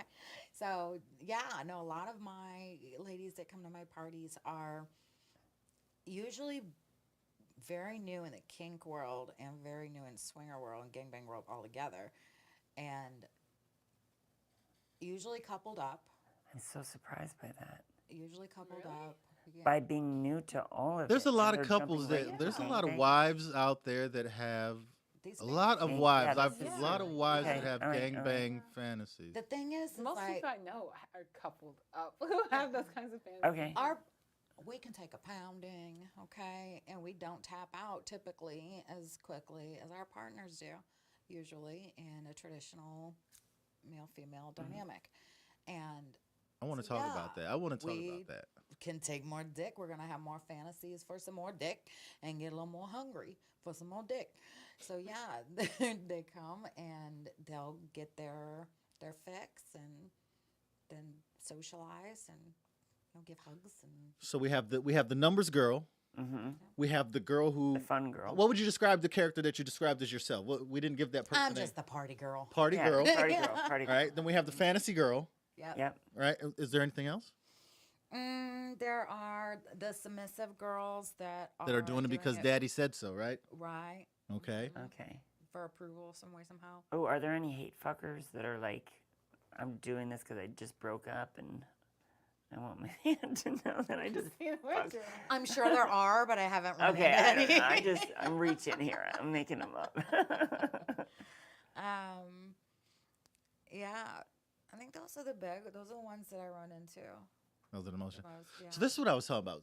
See, guys, you're out there, and you could. I know each and every one of us has at least had the thought that I wish I could have a gangbang for myself. Every man's dream. Wait. The guys want a gangbang for themselves. Yeah, a whole Guys- bunch of women coming to fuck them, right? They wouldn't be able to last. That's the thing, right? That's why it's Okay, not that's realistic, beginning. right? Right. That's why it's unrealistic. It's a great fantasy. In anime, it's a harem fantasy. Oh, harem fantasy. Like harem animes are like that. It's always the one central guy with a whole bunch of like beautiful different types. But that's not the way a harem actually works. No, but it's called. What we It's call anime, Christina anime. Magdalena. So in anime, we call it harem fantasy. Yeah, It's okay. like he has access, and all these girls want him. All of them want him. And he, you know what I'm All saying? at the same time. Yeah, just all of them want him. Yeah. We all have. Thank God he's that. got tentacles. We all have that fantasy. But yeah, no, it's not realistic. My tentacles girl house. All right. I think that's all the questions in the chat. We didn't have anything else. But Any audience before we shut anybody, audience, anybody have? Audience is looking at me like, y'all need to shut the fuck up. Y'all been going. We about- tired back here. No questions from the studio audience. So anyway, I think it's about that time. How you guys feeling? Yeah. Good. I had fun knowing Me that too. people are kind of out there today watching, and Yeah. that's fun. It's our first live stream, and we thank you, Ivory, for being our first live Yeah, stream pop that guest. cherry, Thank you yeah. for having me. You were great. Popped our cherry, did a I lot love of popping things. cherries. There you go. We enjoyed the conversation. It was great. You guys out there, make sure you subscribe. Make sure if you haven't already you subscribe. Thank you for commenting. Continue to comment. We have a lot of episodes. We have a lot of content that we've been built up. We've been doing this for a while now. We got some great stuff coming. Be on the lookout for it. Make sure you share. Let all your people know. Let them know we're out here. And let's get this thing started. You know, we're doing it a whole lot differently. We got people coming on camera. This is not like the audio podcast the people in the community do, or there's just a couple of people who you see the same people all the time. We got a lot of people in the community coming out, a lot of characters. We had a lot of characters coming out and sitting down and sharing their own perspectives with us, because one of our philosophies is there's not one way to do it, whether you're talking swing, kink, or anything in between. There's not one way to do it. Ivory's way of doing gangbangs is not every girl's way of doing gangbang. We're just talking about, and we sat down and explored with hers. If you're a woman out there, you say, I want to come share my way. I think it a little bit differently, and I think it's more exciting. I doubt it, but but you can have the opportunity to come out here and share it with us. That's what we do out here with the spread. So make sure you do all that and spread the word out there for us. Let us know we're out here. We'll be coming back. We're going to try to get a live stream now at least once a month. We try to have at least once a month. We come and do one of these live streams for you. But like we said, we have a lot of content that we're going to be releasing, so be on the lookout for that. We also want to send a big shout out to LDV, who has helped us with this stream. They're doing all the magic behind the scenes. That if you have a stream out there, you haven't kind of editing things. Look up LDV. Maybe they get in the chat and leave their information. But if you need help with any kind of production, or you're out there and need any help with production, contact LDV. They're great people. They've been helping us, and they're phenomenal. Made all this happen. Couldn't have made it happen without them. Anything else, guys? Did I miss something? Well, don't forget that Ivory Valentine will be coming back for us to do another episode in the future that will not be live streamed, so you'll have to come back to our... Come back and catch that. Yeah, come back and catch Ivory, do you want to leave any information for people to contact you? Any social media, anything like that? You don't have to, but if you want to leave any place, there might be some guys out there like, I'm trying to get to her next week. Is that what you said? Yeah, Next Saturday. Get yourself vetted, boys. Yeah.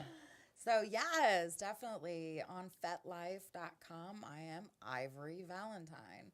And on Facebook, I am Ivory Valentine. Way to be consistent, right? Don't like to be complicated. Just, send me a friend request.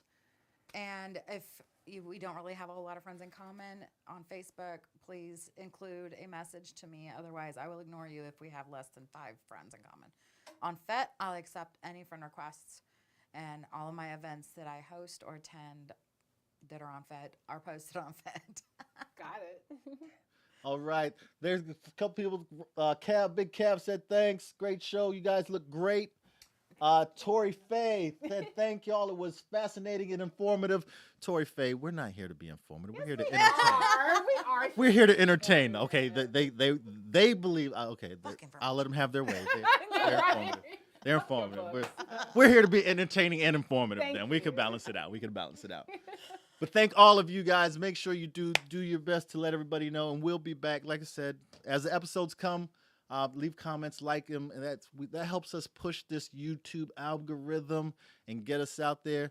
You know, you want some fresh faces in the community? Here we go. Help us push it. Help us push it. All right? Yes. All right, guys, we are out of here. Thank you for joining us. This is the Spread Gang. We love you. I have an angel on my shoulder, but a devil in my head.